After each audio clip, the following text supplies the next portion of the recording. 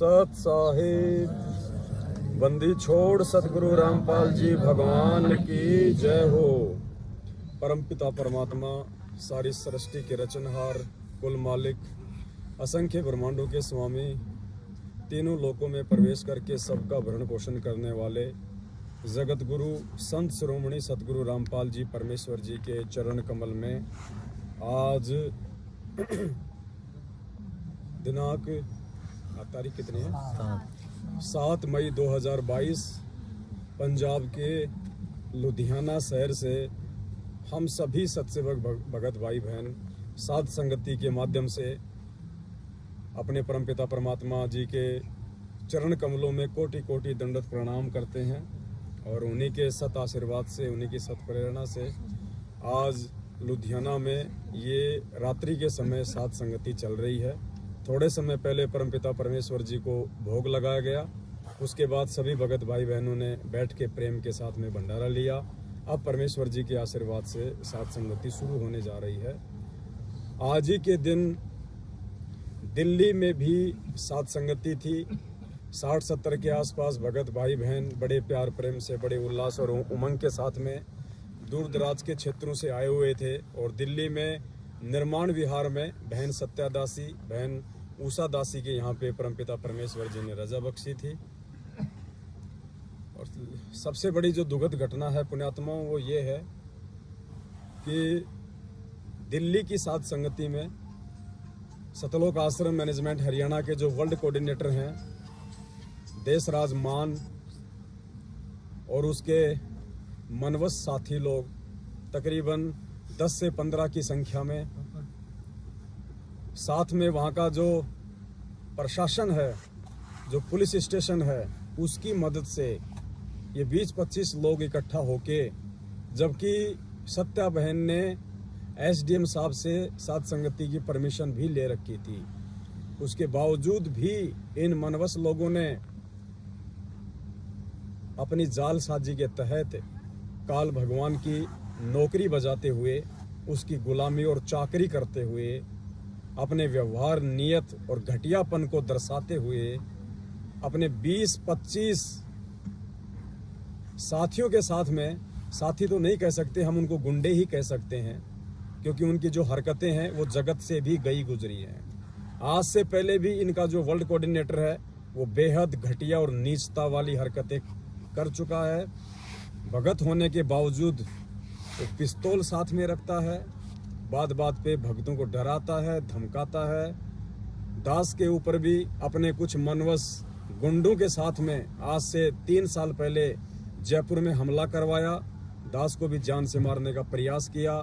जानवर की तरह दास के घर में घुस के उन्होंने मेरे साथ में बदतमीजी की, मारपीट की। उसके बावजूद भी ये लोग अपनी नापाक हरकतों से बाज नहीं आ रहे। आज इन्होंने दिल्ली में वही सब कुछ किया, आज वही सब कुछ किया इन्होंने, आज दिल्ली में इन्होंने वही सब कुछ किया। तकरीबन 60-70 के आसपास भगत भाई बहन मिलके सतगुरु रामपाल जी भगवान को भोग प्रसाद लगा रहे थे। आरती लगभग आधी हुई थी कि बीच में ही ये सतलोक आश्रम मैनेजमेंट हरियाणा के गुंडे, ये बदमाश, ये गैंगस्टर लोग बीच में आटप के, पता नहीं किसी को शराब पिला के लाए थे, किसी को क्या नशा करवा के लाए थे, और बीच में ही परमात्मा जी की आरती चल रही थी। पुण्यात्मा, विचार करना, आप इनको भगत कहते हो, आप इन्हें अपना भगत भाई समझते हो, ये समाज के सबसे निकृष्ट और घटिया लोग हैं।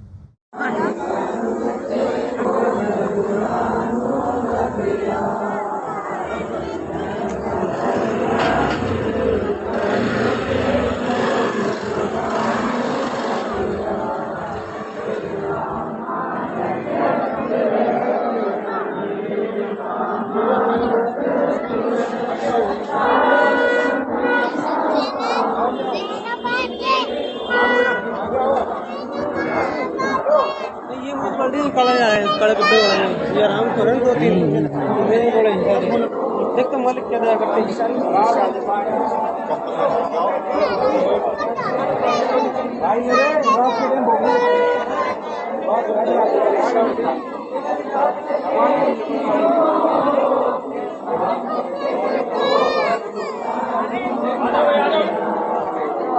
हम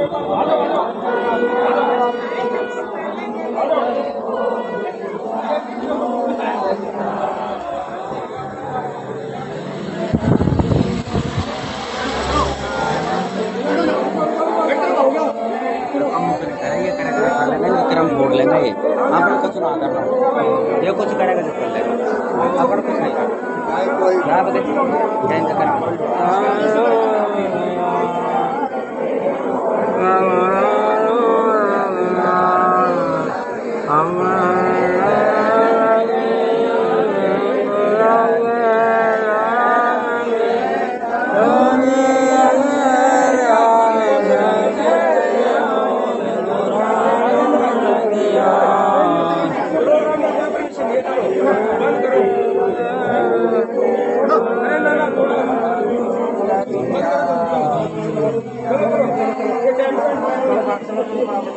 आते गाता गाता चल चल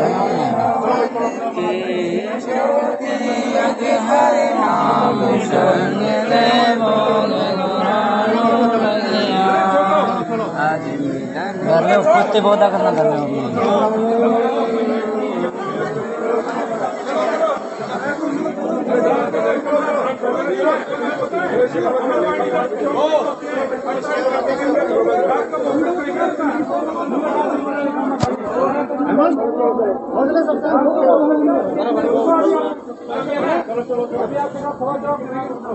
चलो भाई चलो चलो परमात्मा सभी आपके बच्चे हैं कोई गलती हो गई हो मेरे मालिक क्षमा कर दो हमारे जो चलो चलो चलो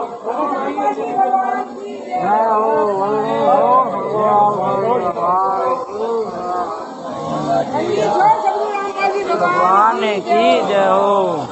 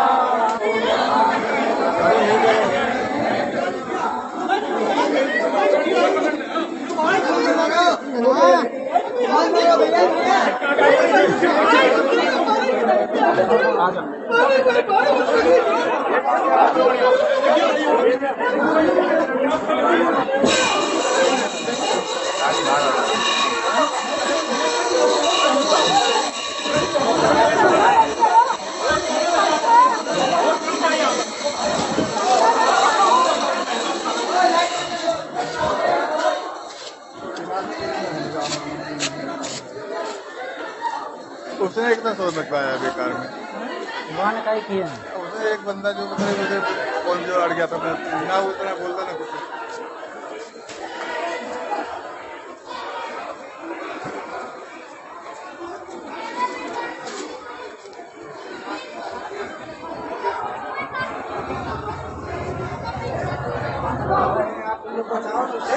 साथ में आओ ना अकेले अकेले भाग सबके साथ में चलो ना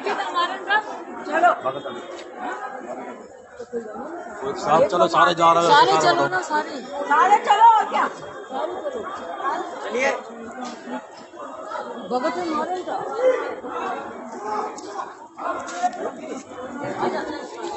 चलो चलो चलो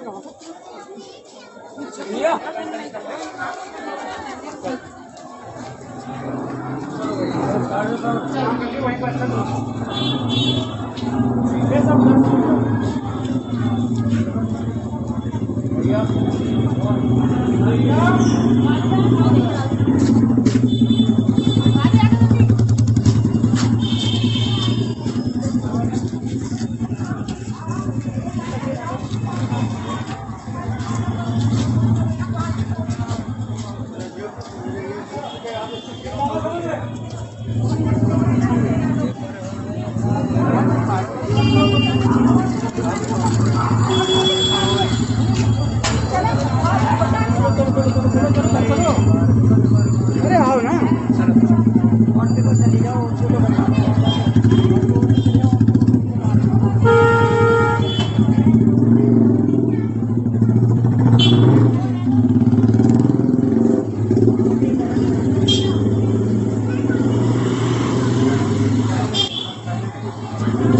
भगत जी कहाँ मुकेश भगत जी? हाँ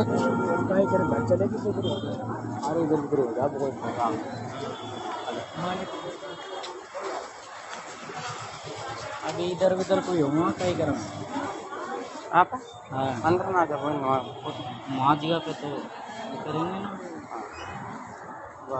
चप्पल ले आओ चप्पल उधर उधर पुलिया या मेट्रो ट्रेन स्टेशन मकान का तो लगे लोग लोग लगा दिए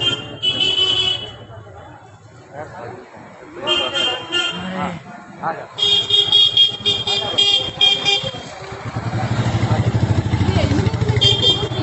क्या मैनेजमेंट के थे कौन थे? मैनेजमेंट के पुलिस थी। मैनेजमेंट के भी थे वैसे भी पुलिस वाले भी थे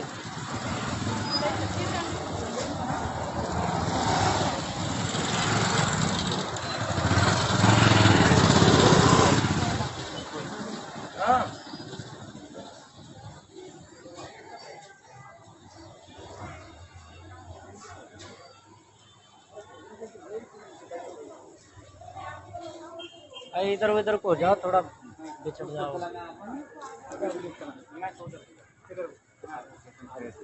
हाँ आ जाओ आ जाओ वो मोबाइल में रिकॉर्डिंग है तो बंद कर लो अभी चल रहा है पूरा कर दिया कौन सा राजीव भगत जी तो सत्साहेब बंदी छोड़ सतगुरु रामपाल जी भगवान जी की जय हो। बंदी छोड़ सतगुरु बंदी छोड़ सतगुरु रामपाल जी भगवान जी की जय हो। बंदी छोड़ सतगुरु रामपाल जी भगवान जी की जय हो। पुण्यात्माओं, ये देखिए कितना अच्छा हम लोग का साथ समिति चल रहा था। ये दिल्ली में, ये दिल्ली की कौन सी जगह जी? नहीं ये कौन सी जगह? एरिया निर्माण बिहार में अभी आज 7 तारीख को परमात्मा का भोग लग रहा था और हमारा भोग आरती चल रही थी शाम के। हाँ और मैनेजमेंट वाले ने आए और ये सब देखो भगत जी ये सब क्या किए हैं। मैनेजमेंट वालों ने क्या हाल किया है? सारा पंडाल का सारा पंडाल पंखे उंखे पूरा सब कुछ तोड़ फोड़ कर दिए और 2-4 भगत भाइयों को मारा भी है और उनको ले गया थाने में। यहाँ पे परमात्मा का प्रतिमा फोटो वोटो सब रखा हुआ था, जो जल रहा था, फोटो वोटो सब परमात्मा को लेके चले गए और ये सब तोड़ फोड़ सब कैसे कैसे कर दिया। ये देखिए परमात्मा का जो जल रही थी ये सबको गिरा दिया है और बखेर दिया है।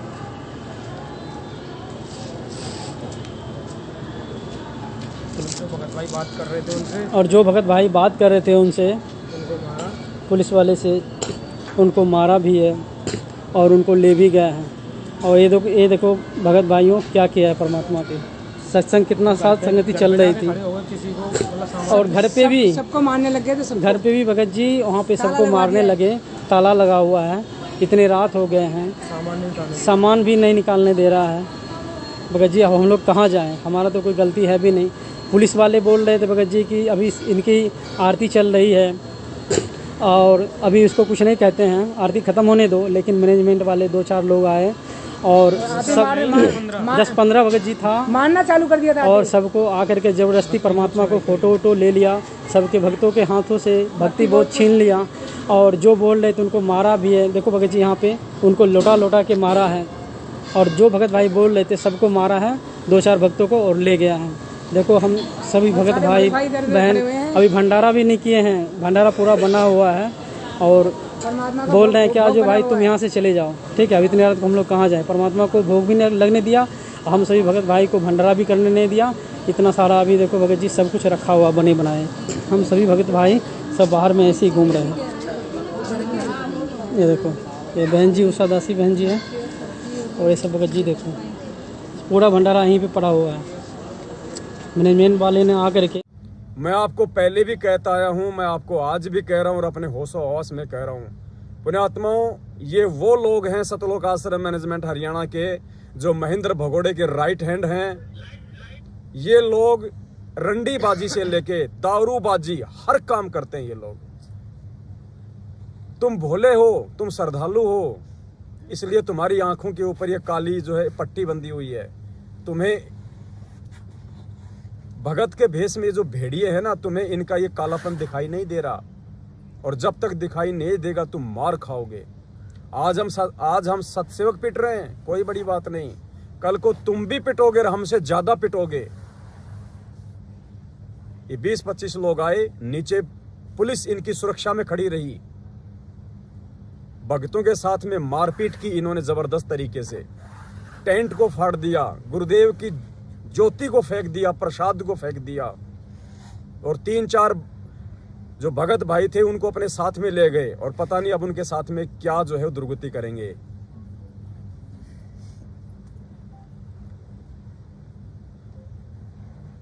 भाई और बहनों, जागो, रोगे बाद में। हम 7 साल से चिल्ला रहे हैं, 27 साल से भगवान चिल्ला चिल्ला के रह गया। चमत्कार की उम्मीद में मत रहना, ये भगवान चमत्कार नहीं करेगा, इसके ज्ञान से बढ़ के इसका चमत्कार नहीं है। आज भी हिसार जेल में सतगुरु रामपाल जी भगवान एक बंदी के रूप में बंद है, प्रशासन की नजर में, देश दुनिया की नजरों में एक कैदी के रूप में कैद है। आप लोगों को अंदर की सूचना बाहर नहीं आती। आज आपको ये भाई बताएगा जो आपके सामने बैठा हुआ है,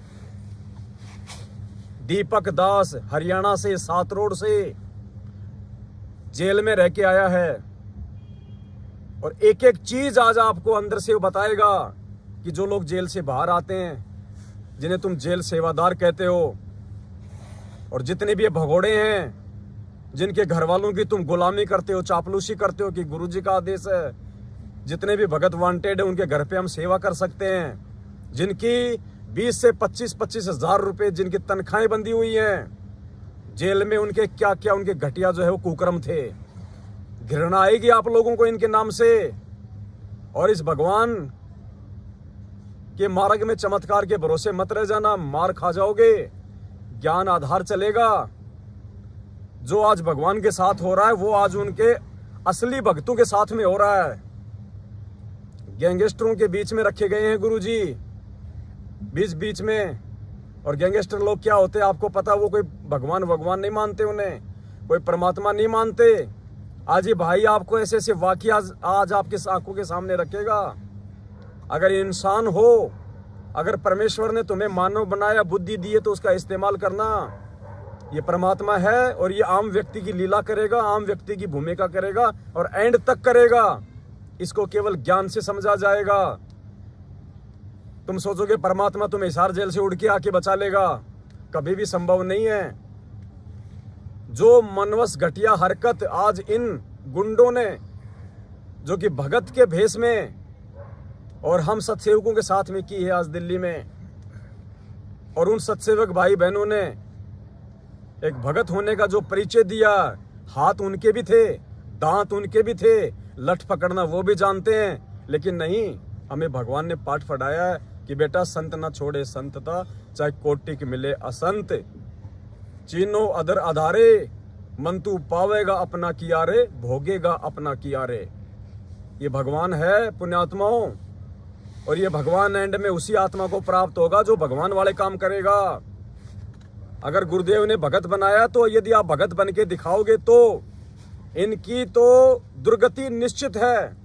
इनका बुरा समय, इनका बुरे से बुरा समय, इनका अंत, इनका पतन निकट है। क्योंकि कहावत है कि जब दीपक बुझने वाला होता है फड़फड़ाता है, जब गीदड़ की मौत आती है तो गांव की तरफ दौड़ता है। इन्होंने वो पाप कर्म कमा लिए, साथ संगतियां रुकवा के, अपने ही भाई बहनों के साथ में मारपीट करके, घटिया हरकतें करके, जिनकी कोई माफी नहीं है उस परमात्मा के दरबार में। पुण्यात्माओं संभलो, ये भगत नहीं है। परमात्मा ने हर चीज को अपने सत्संगों के माध्यम से सत्संगों में क्लियर किया हुआ है। ये राक्षस हैं, राक्षस। तुम्हें इनकी पहचान गुरुदेव के सत्संगों के आधार से ही करनी पड़ेगी। भगत जी चलाना इसकी ब्लूटूथ वापस। Bluetooth mode paired.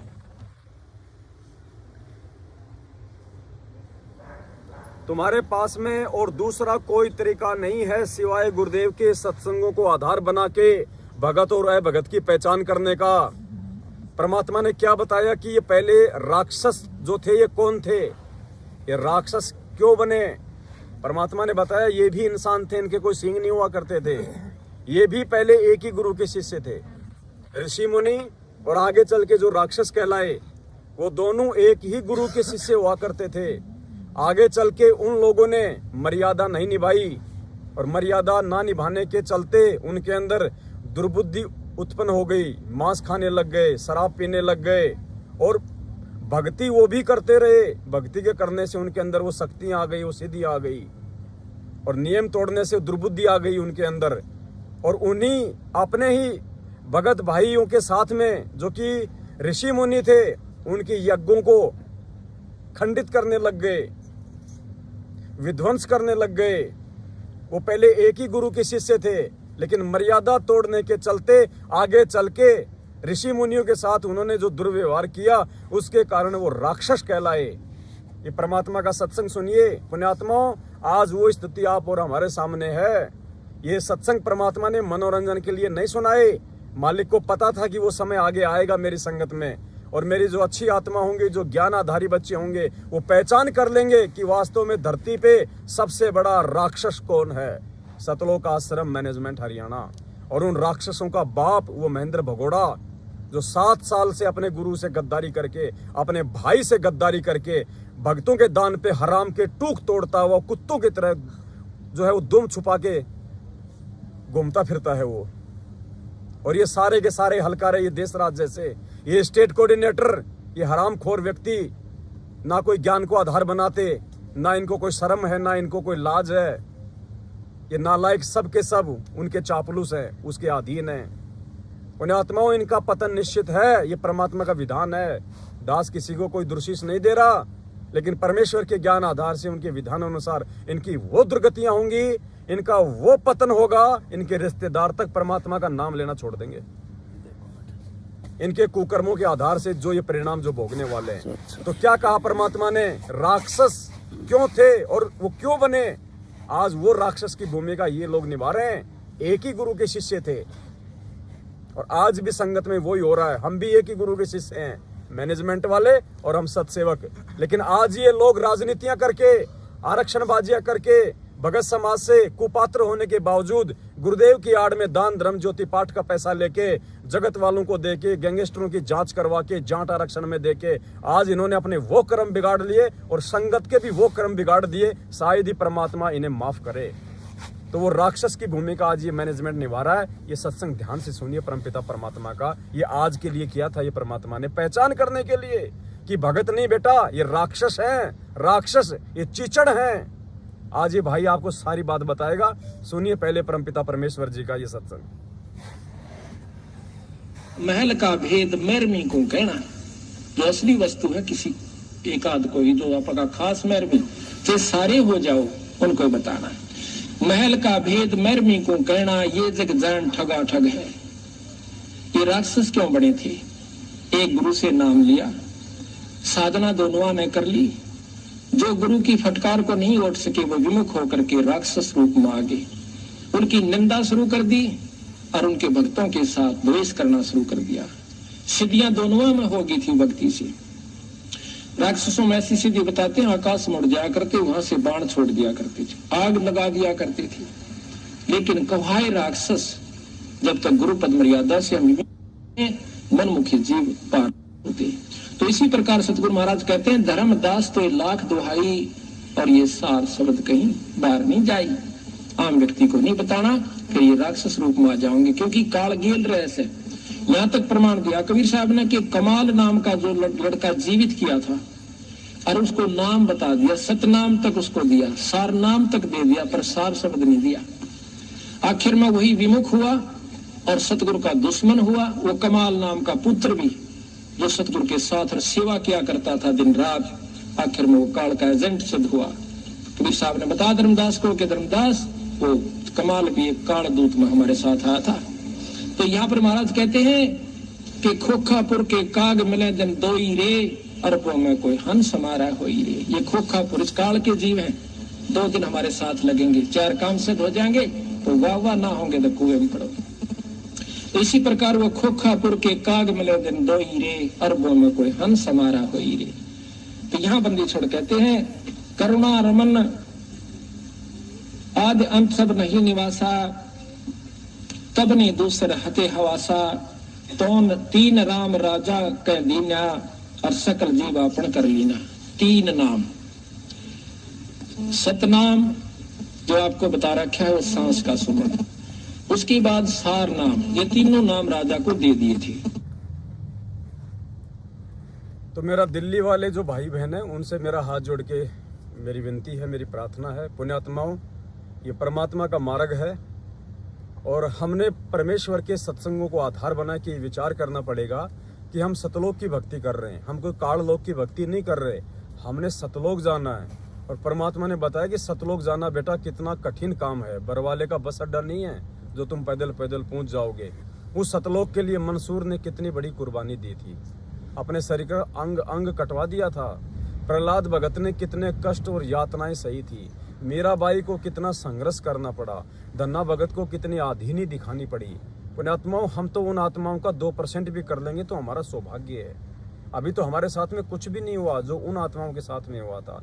और सबसे बड़े संघर्ष के जो प्रेरणा स्रोत हैं, जो सबसे बड़े उदाहरण हैं इस दुनिया में, वो हमारे पूज्य गुरुदेव जी हैं, जिन्होंने 27 साल से निस्वार्थ भाव से इस परमार्थ के लिए यातनाएं सही, संघर्ष कर रहे हैं, आज भी जेल में बैठे हुए हैं। तो पुण्यात्माओं, हमने इन मनवस, इन गुंडे लोगों को देख के नहीं चलना, हमने इन राक्षसों को देख के नहीं चलना, हमने अपने गुरुदेव भगवान के जो है पद चिन्हों पे चलना है, परमात्मा की शिक्षा पे चलना है, परमात्मा के वचन पे चलना है। जब हमारा भगवान ही संघर्ष कर रहा है तो हमारी क्या औकात है कि हम लोग चुपचाप बैठ के भक्ति कर लेंगे। तो पुण्यात्माओं, ये मौका है, ये फाइनल मौका है।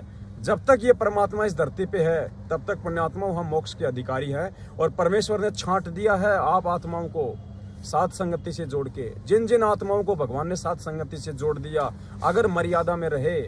और ये तो छोटे मोटे संघर्ष है पुण्यात्माओं, ये मारपीट, ये लड़ाई झगड़ा, ये तो हर महापुरुष को सहना पड़ा है। किसी भी महापुरुष को देख लो जिसने अपना आत्म कल्याण करवाया है, उसको तो प्रसाद रूप में ये चीज सबसे पहले मिलती है। और जिसने इस प्रसाद को प्रेम से ग्रहण किया है पुण्यात्माओं, उसी का आत्म कल्याण हुआ है, उसी का आत्म कल्याण हुआ है। तो आप सभी भाई बहन जो है परमपिता परमेश्वर के ज्ञान को आधार बना के जो 5 जो गुण दिए हमें परमात्मा ने, शील, संतोष, विवेक, दया, अक्षमा, धैर्य, पुण्यात्माओं, हमने उनका परिचय देना। ये हमारी परीक्षा है, ये परीक्षा है। हमने उल्टा हाथ नहीं उठाना, भले वो हमारी गर्दन धड़ से अलग क्यों ना कर दे। यही देख रहा परमात्मा कि मेरे बच्चे कितने सहनशील हैं। मैंने जयदेव की कथा सुनाई थी, देखिए मेरे बच्चों ने उसको अपने जीवन में अमल किया या नहीं किया। परमात्मा रोज नित्य में बताते हैं, आवत गाड़ी एक है, उल्टा होए अनेक। पुण्यात्माओं, हमने उल्टा नहीं करना, भले ही हम चाहे दोषी हैं चाहे हम निर्दोष हैं, सामने वाला चाहे हमें जायज पीट रहा है चाहे नाजायज पीट रहा है, हम भगत हैं, हमारा रखवाला भगवान है। वो सब देख रहा है, वो बच्चा नहीं है, पल पल की खबर है उसके पास में, लेकिन उसका भी विधान है। मालिक कहते हैं, राम किसी को मारे नहीं, मारे तो हत्यारा राम, अपने आप ही मर जाएंगे ये कर कर खोटे काम। ये उसी खोटे कामों की तरफ बढ़ रहे हैं दिन ब दिन। पुण्यात्मा, पाप और पुण्य की लड़ाई है। गुरुदेव कहते हैं, जब तक जीव के पास में पुण्य है परमात्मा भी उसका कुछ नहीं बिगाड़ेगा। और जिस दिन उसके पुण्य खत्म हो गए, फिर देखना उसकी वो गधे वाली दुर्गति, वो सुखदेव वाली उसकी वो दुर्गति क्या होगी उसकी। तो पुण्यात्माओं, आप सभी भाई बहन जो है आप धैर्य बना के रखें, शांति बना के रखें। हमने कोई भी जो है गलत कदम नहीं उठाना और ऐसी घटनाओं से हमें टूटना नहीं है। हमारा विश्वास और ज्यादा अपने गुरुदेव भगवान में दृढ़ हो जाना चाहिए कि परमात्मा ने इन गधों की छटनी करने के लिए, इस गंदगी को आश्रम से निकालने के लिए खुद उस परमात्मा ने इस आश्रम को उजाड़ा है। काल भगवान की औकात नहीं, जहां साक्षात सारी सृष्टि का रचनहार सतगुरु रामपाल जी भगवान बैठा हो, वो काल उस आश्रम की एक ईंट उखाड़ दे, उसकी औकात नहीं है। ये परमेश्वर की रजा से सब कुछ से संभव है, क्योंकि परमेश्वर ने 2-3 हजार साल के लिए भक्तिमय माहौल बनाना है। उसके लिए सबसे बड़ी जो बाधा, सबसे बड़ा जो रोड़ा है इस परमात्मा के मार्ग में, उनका अपना परिवार, उनके अपने रिश्तेदार, ये वंशवाद। गुरुदेव ने कहा कि चारों युगों का इतिहास उठा के देख लो, बिंद वालों ने इस हमेशा से इस मार्ग को जो है गंदा किया है और नाद पुत्रों से मेरा मार्ग आगे बढ़ा है। तो पुण्यात्मा, वो नाद पुत्र, वो वचन के पुत्र आप और हम हैं। तो परमेश्वर हमें अपने जैसा बना रहे हैं। जब सारी सृष्टि का रचनहार जो फूंक मारे 21 ब्रह्मांड उड़ जाएं, हम रोज पढ़ते हैं जाके अर्ध रूम पे सकल पसारा, ऐसा पूर्ण ब्रह्म हमारा। वो सतगुरु रामपाल जी भगवान है जो हिसार जेल में बैठे फूंक मारे 21 ब्रह्मांड उड़ जाएं, लेकिन वो परमात्मा 2 कोटि के जीवों की मार सहन कर रहा है, गालियां सहन कर रहा है, उनकी यातनाएं सहन कर रहा है। जेल में न जाने कैसे कैसे लोगों को उनके साथ में रखा गया, उन लोगों ने कैसा कैसा जो है दुर्व्यवहार किया उनके साथ में। अगर सुनाएंगे आपकी आंखों से आंसू नहीं सूखेंगे।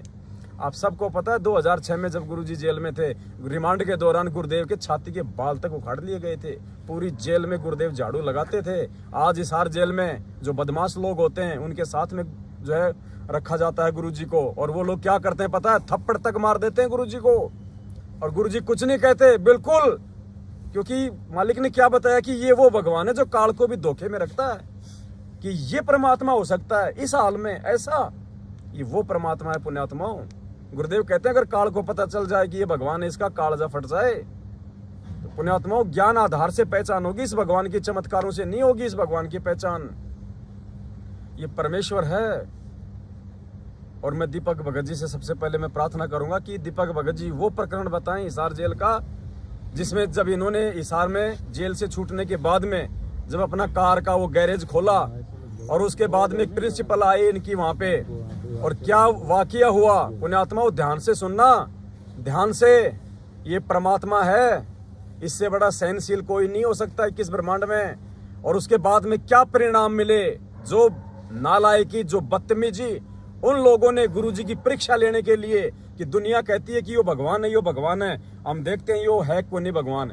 जेल में उनके साथ में क्या क्या दुर्व्यवहार हुआ, उस समय कुछ नहीं कहा परमात्मा ने, बाद में उसका क्या परिणाम निकला भगत जी बताएंगे। और ध्यान से सुनना पुण्यात्माओं, इस काल के जाल से बाहर निकल जाओ। धरती पे सबसे बड़ा काल का जाल ये सतलोक आश्रम मैनेजमेंट हरियाणा है। ये महेंद्र भगोड़ा 7 साल से भगोड़ा बन के घूम रहा है, ये काल का वंशज है। इसका बाप भगोड़ा, काल भगवान किसी के सामने नहीं आता। वैसे ही 7 साल से ये भगोड़ा संगत के सामने नहीं आता, और अपने एजेंटों के माध्यम से 7 संगतियां रुकवा रहा है, भक्तों को जो है पिटवा रहा है और मरवा रहा है। लेकिन कब तक पेड़ की जड़ें उखड़ चुकी हैं, कुछ दिन हरे भरे हो, नीचे गिरना पड़ेगा, सूखना पड़ेगा। ये परमात्मा जेल में बैठने नहीं आया, तुम्हारा अंत निकट है। तुम्हारे कुकर्मों को देखते हुए सौभाग्यशाली होंगी वो आत्मा जो आज भी इनके साथ में चिपकी हुई हैं। अगर समय रहते इनके आश्रमों से बाहर निकल जाएंगी और 7 संगतियों से जुड़ जाएंगी, वरना ये कष्ट तो तुम्हें भोगना पड़ेगा। इन कष्टों को भोगे बिना तुम जिंदगी में सत्सेवक नहीं बन सकते, और सत्सेवक बने बिना तुम कभी जिंदगी में सतलोक नहीं जा सकते। तो हमारा सौभाग्य कि परमात्मा ने समय रहते सबसे पहले हमें इस मार्ग पे लाके खड़ा कर दिया। हमारे को परमात्मा ने संघर्ष के लिए हिम्मत देके इस मार्ग पे खड़ा कर दिया। पुण्यात्माओं धैर्य बना के रखना, ज्यादा दूर नहीं है, अब दिल्ली दूर नहीं है। धैर्य बना के रखना, ज्यादा दिन बीत गए, थोड़े दिन बचे हैं। और देखना परमात्मा जितने आज हमसे संघर्ष करवा रहा है, सुख भी परमात्मा हमें इतने ही यहाँ पे देगा, इतने ही। हालांकि हमारी कोई कामना नहीं है, लेकिन मालिक का विधान है ये पुण्यात्माओं। ये परमेश्वर वो भोग भुगवाएगा जिसकी कोई सीमा नहीं, लेकिन पहले अपना पूरा ज्ञान देके वास्तविकता से परिचित करवा के, ताकि हम भ्रमित ना हो, ताकि हम उस माया का दुरुपयोग ना करें। तो भाई और बहनों, कोई बात नहीं, ये कष्ट हमारा बाप सहता आया है, 650 साल पहले सहे थे, 2006 में सहे, आज सह रहा है। और आपके जो बड़े भाई बहन हैं हमारे जैसे, उनके साथ में क्या हो रहा है 7 साल से, कोई बात नहीं। इन कांटे के रास्तों पे चल के ही पुण्यात्माओं फूल मिलेंगे। देखना एक दिन हमारा समय आएगा, हमारा ही, और इन नालायकों की वो दुर्गतियां होंगी। आप देखना, कुत्ता इनके मुंह में पेशाब कर करके जाया करेगा। इनकी वो दुर्गतियां होंगी, क्योंकि इन्होंने टक्कर हमसे नहीं ली, इन्होंने 7 संगतियां रुकवा के टक्कर अपने बाप से ले रखी है। और इस बाप से बड़ा फिर कोई गैंगस्टर नहीं है, इससे बड़ा कोई गैंगस्टर नहीं है। अगर ये अपने आप को अगर ये गैंगस्टर मानते हैं ना, इससे बड़ा गैंगस्टर दुनिया में फिर कोई दूसरा नहीं है। इनकी हालत पतली कर देगा जब इनकी कमाई नष्ट हो जाएगी। दीपक भगत जी हैं, और मालिक ने बहुत बड़ी मेहर बख्शी है इनके ऊपर, और आपको अब सारी बातों से परिचित करवाएंगे। जेल से ये आए हैं, ये आश्रम में भी रहे हैं, भिवानी आश्रम में मुख्य सेवादार के तौर पे, और उसके बाद में ये सारी हिस्ट्री आपको बताएंगे। जो गंध इन आश्रमों में जो फैली हुई है, जिसकी बदबू आप लोगों तक नहीं आती है, उस पे स्प्रे मार दिया जाता है ताकि इनका दान धर्म ना रुक जाए, इनकी हकीकत, इनका अज्ञान, इनका पाखंड सबके सामने ना आ जाए। आज वो सारा पाखंड, वो अज्ञान, वो बदबू आज आपको ये दिखाएंगे कि क्या है और तुम किन चीजों के ऊपर तुम पागल हो रहे हो। ये आश्रम नहीं है, ये रंडी खाने पुण्यात्माओं, मैं तुम्हें आज बता रहा हूँ, ये वैश्यावर्ती के अड्डे हैं। इन्होंने बरवाड़ा आश्रम को वैश्यावर्ती का अड्डा बना दिया था। ये क्यों नहीं देते हमें गुरुजी के वो जो है बयानों की कॉपी क्यों नहीं देते? 7 साल हो गई, क्या हमारा बाप नहीं है? हम चिल्ला चिल्ला के मर गए कि हमें हमारे पिताजी के बयानों की कॉपी दो। उन्होंने किसके खिलाफ बयान दिए, क्यों नहीं देते? क्योंकि गुरुजी ने इस मैनेजमेंट के खिलाफ ही बयान दे रखे हैं। स्पष्ट कह रखा गुरुजी ने कि आश्रम में कुक्रम होते थे, लेकिन मैंने नहीं किए, इन सेवादारों ने और समिति वालों ने किए। तुम्हें अखबार की कटिंग भी भेजी जा चुकी है। अगर ये पाक साफ है तो गुरुजी के बयानों को संगत में सार्वजनिक क्यों नहीं करते? 7 साल हो गए इनको। सबसे बड़े दोषी ये हैं, आर्य समाज दोषी नहीं है। सबसे बड़ा दोषी, सबसे बड़ा आर्य समाज ये सतलोक आश्रम मैनेजमेंट हरियाणा है। उसका कुछ अंश मात्र आज ये भाई आपको बताएगा। पुण्यात्माओं, समय रहते आंख खोल लेना, वरना दुर्गति तुम्हारी भी तैयार है। परमात्मा यही देख रहा है कि क्या कर रहे हैं। इतना ज्ञान लेने के बाद में डर, भय, चापलूसी में जी रहे हैं या मेरे सत्सेवक बच्चों के साथ मिलकर सच्चाई का प्रचार कर रहे हैं। आगे आपको भगत जी बताएंगे, ध्यान से सुनना। सत साहेब बंदी छोड़ सतगुरुदेव रामपाल जी भगवान की जय हो। भक्तों, रिकॉर्ड हो जाएगी क्या? थोड़ा मालिक दया करे, रिकॉर्ड हो जाएगी, रिकॉर्ड हो जाएगी, धीरे बोल रहे हैं। हाँ रिकॉर्ड तो हो जाएगी। बाकी थोड़ा भगत जी अगर प्रयास करें ऊंचा बोलने का तो थोड़ा आप भी आ जाओ ना, आप भी आ जाओ थोड़ा नजदीक। ले लो चेयर, ले लो जरा। मैं नीचे बैठ जाता। हाँ हाँ हाँ, आराम से, हाँ बिल्कुल सही। थोड़ा बोलो, हाँ तुमको भी सुनाई देगा थोड़ा तो।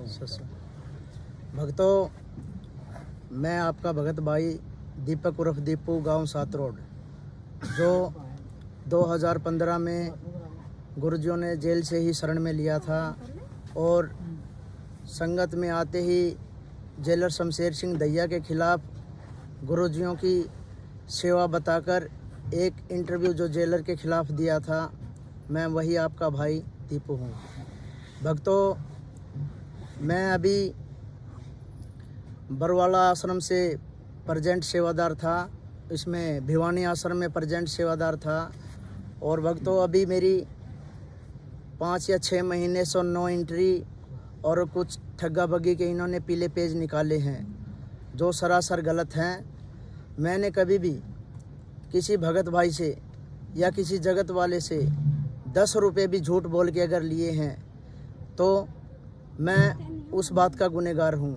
और भक्तों, परमात्मा भी कहते हैं मदद तो जगत वालों की भी की जाती है, लेकिन मदद करना क्या कोई ठग्गा बग्गी में आता है? या मेरे खिलाफ कोई किसी भगत भाई ने कोई FIR की है या किसी जगत वाले ने की है जो इन्होंने मेरे ऊपर इतना बड़े आरोप लगाए हैं? आरोपी ये खुद है। मैं इनकी आश्रमों की अंदर की सारी सच्चाइयाँ जान रहा था। कुछ भक्तों ने मेरे को बताया था, दीपू ऐसे ऐसे आश्रम के अंदर होता है। इनका जेल में भी मैंने व्यवहार देखा था। आश्रमों के अंदर मैंने देखा एक से बढ़कर एक झूठे अंदर हैं। बड़े से बड़े जो जिम्मेवार भगत हैं वो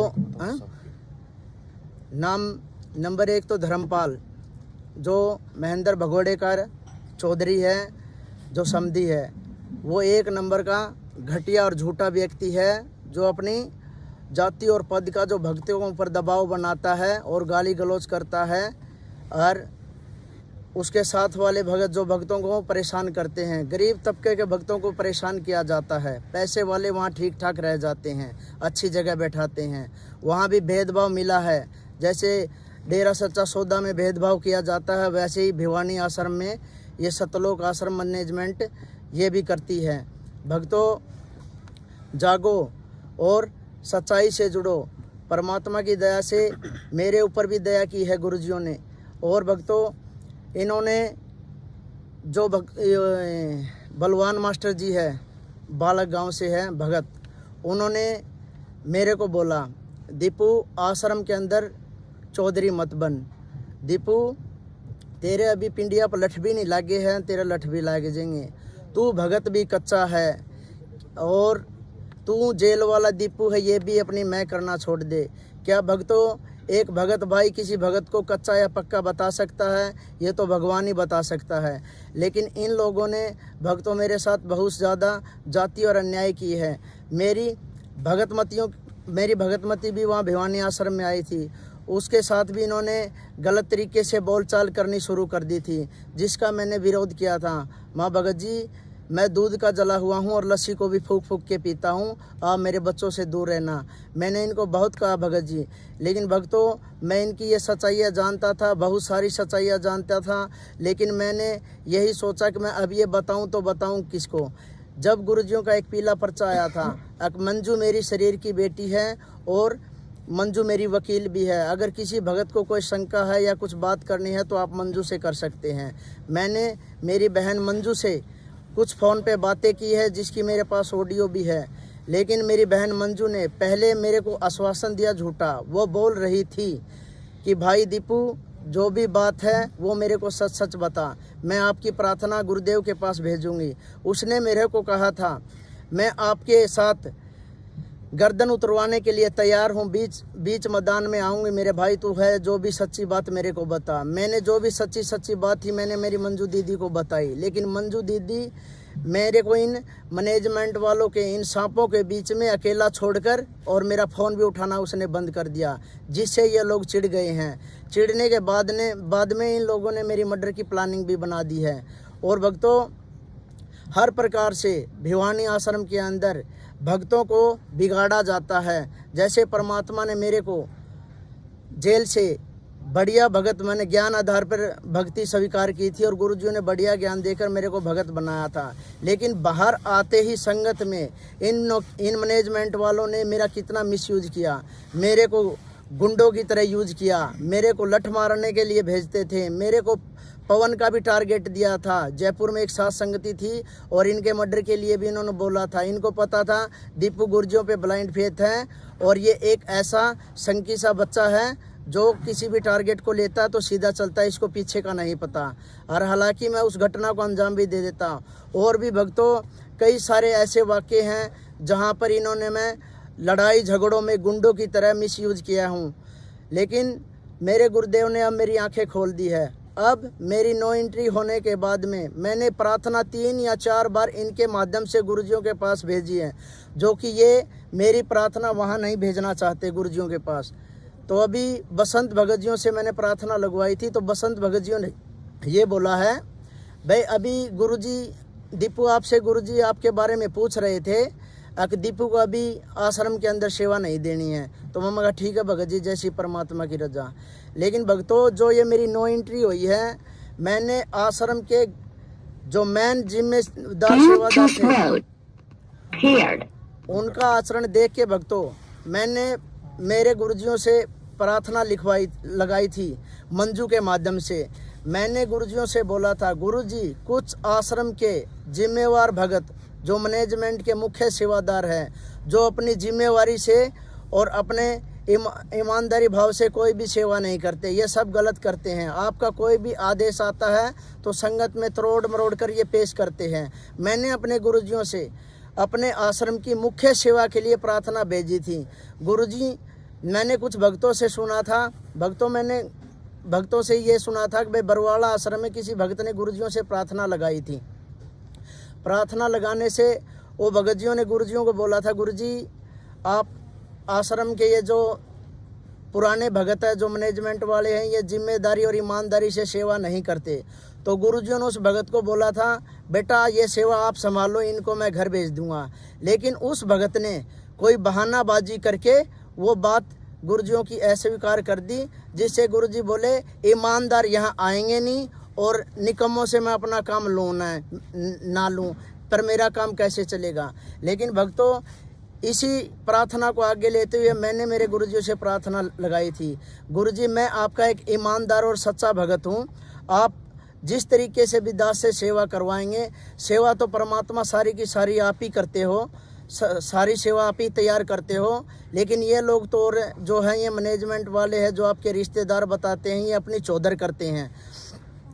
लेकिन हे परमात्मा, चौधर करते हो ये हमारे भगत भाइयों को बहुत ज़्यादा परेशान कर रहे हैं। लेकिन गुरुजी, हमने तो आपसे ये प्रार्थना लगवाई थी कि मंजू के माध्यम से मंजू ने मेरी पहले सारी बात ले ली थी। माँ दीदी ऐसे ऐसे यहाँ गफलत करते हैं, ऐसे ऐसे ये बहनों के टॉर्चर करते हैं, ऐसे ऐसे ये और भगत भाइयों को परेशान करते हैं। एक भगत भाई को कोई गरीब है, अगर उसको कुछ पैसों की गुरुजियों से मदद मिलती है तो उसकी प्रार्थना करते नहीं, और जिसका ठीक ठाक जुगाड़ है, जो ज़मीन से भी किले वाला है, उसको वहाँ से गुरुजियों से बेनिफिट मिल जाता है।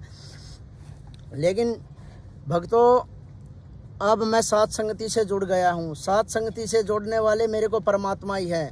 मैं बड़ा विचलित था, मैंने गुरुजियों से प्रार्थना करी थी, गुरुजी मैं दो मोड़ों पे आके खड़ा हो गया हूँ। एक तरफ तो बरवाड़ा आश्रम, ये सतलोक आश्रम की जो मैनेजमेंट की टीम है, एक तो ये है जो छक्कर भक्तों को दुखी करती है, जिनमें से इनका शिकार मैं भी हुआ हूँ। और दूसरी तरफ ये पवन भगत जी है, जो गुरुजियों की ऑडियो से तो ये गुरुद्रोही डिक्लेयर है, लेकिन परमात्मा ये कभी भी आपने सत्संग में बताया है भाई गुरुद्रोही की क्या पहचान होती है। गुरुद्रोही गुरुजियों की छिक्के, निंदा, चुगली, तरह तरह के आरोप लगाता है। लेकिन गुरुजी आपकी दया से हमने इनकी ऑडियो सुनी, परमात्मा हमने तो इनमें गुरुद्रोही वाला एक भी लक्षण नहीं मिला। हे परमात्मा, हमने जब आपका ज्ञान सुना था, गुरुजियों का ज्ञान सुना था, तब और जो जगत वाले लोग थे, जब गुरुजियों को वो देशद्रोही कह रहे थे, जब हमने देशद्रोही के सत्संग सुने तो वो देशद्रोही भगवान निकला। अब हमने गुरुद्रोही की ऑडियो सुनी तो गुरुद्रोही एक भगत निकला, वो बिल्कुल सच्चा है, साफ है, पाक है, कोई दिक्कत वाली बात नहीं है। भक्तों, मैनेजमेंट वाले ज़बरदस्ती इनके पीछे पड़े हैं, ऐसी कोई बात नहीं है पवन भगत में। और पवन भगत ने तो उनकी ऑडियो निकाल रखी है, मैनेजमेंट वाले तो मेरे भी पीछे पड़े हैं भाई इनका मर्डर करवा दें, हैं, क्योंकि मैं इनकी सच्चाई जानता हूँ। आज तक जिन भी भक्तों ने इनकी सच्चाई जानी है, उन्हीं भक्तों के इन्होंने पीले पर्चे निकाले हैं और लठ भी मार देते हैं, ये पीछे पड़ लेते हैं, उसका हर तरह से जीना हराम कर देते हैं। भक्तों, अब भी मालिक की दया से संभल जाओ, ज्ञान को आधार बनाओ। पवन भगत जी जो कह रहे हैं वो सब ठीक कह रहे हैं। भक्तों, गुरुजियों के साथ में ऐसे ऐसे वाक़े हुए हैं, जो बरवाला कांड के बाद, जो बरवाला थाने में मेरे सतकबीर गैरेज के ऊपर एक प्रिंसिपल गाड़ी की सर्विस करवाने आया था, तो वो भगत जगत था, वो बता रहा था भाई गैरेज के अंदर मैंने गुरुजियों के चित्र लगा रखे थे। वो चित्रों को देख के ये बोला, भले अरे मूर्खो, अब भी तुम इसको मानते हो? मैं कहा मानते नहीं है जी, ये हमारा भगवान है। तो बोला भगवान है? भले तुम कम पढ़े लिखे हो, अभी तुम्हारी बुद्धि है ना, विचार नहीं कर पाती, ये क्या है? भले इस भगवान, हाँ, भले इसको भगवान को मैं भी चेक करने के लिए गया था उसमें बरवाड़ा थाना में। भले हमारा दोस्त था एक प्रदीप जमोड़ी, गैंगस्टर है जो सुना है, उसका बाप है ओम प्रकाश, भले वो मेरा अच्छा मित्र है। और उसका मित्र एक डीएसपी था, जो शेखपुरे का वो जो डीएसपी था जिसने सुसाइड कर ली, वो उसका मित्र था भगवान दास। तो उसने उनको बताया भाई, वो मेरे को बता रहे थे कि भाई अगर आपके गुरुजी अगर भगवान होते, कोई चमत्कार दिखाते, तो मैं उनकी परीक्षा लेके मैं उनका शिष्य बनने गया था। तो वो बोले ओम प्रकाश मेरे दोस्त ने मेरे को बुलाया, बोले आजा, जो वो रामपाल अपने आप को भगवान कहता था, वो अपने दोस्त की कस्टडी में है और फिलहाल बरवाड़ा थाना में है, आज उससे चल के बात करते हैं, आज भगवान से तेरे को मिलाते हैं। तो वो प्रिंसिपल बताया था, मैं गया था गुरुजियों को चेक करने, भाई तेरे को भगवान हो गए तो मैं वहाँ नाम दीक्षा ले लूँगा। तो बोले हम दोनों वहाँ अपने मित्र के पास पहुँचे, भगवान दास डीएसपी के पास। डीएसपी भगवान दास के पास जाते ही उन्होंने बोला भाई मिलवा उस रामपाल भगवान से। तो डीएसपी भगवान दास उनको वहाँ लोकत में ले गए गुरुजियों के पास में, और जाकर गुरुजी से बोले भाई ये रामपाल पूछ लो भगवान है कि नहीं है। तो उस भगवान दास डीएसपी ने ऐसे डंडा लेके और गुरुजियों की ऐसी ठोडी के नीचे मार रहा था, ऐसे खींच के, बोले बता भगवान है। लेकिन गुरुजी ने इतने हाथ जोड़ के ऐसे नहीं बोले, नहीं मैं कुछ नहीं हूँ। ऐसे अत्याचार हुए। फिर मेरे को भी थोड़ी सी चिड़सी हुई भाई, मेरे गुरुजियों के साथ में इनने अत्याचार ऐसे किए भाई, ऐसे गुरुजियों को मारा।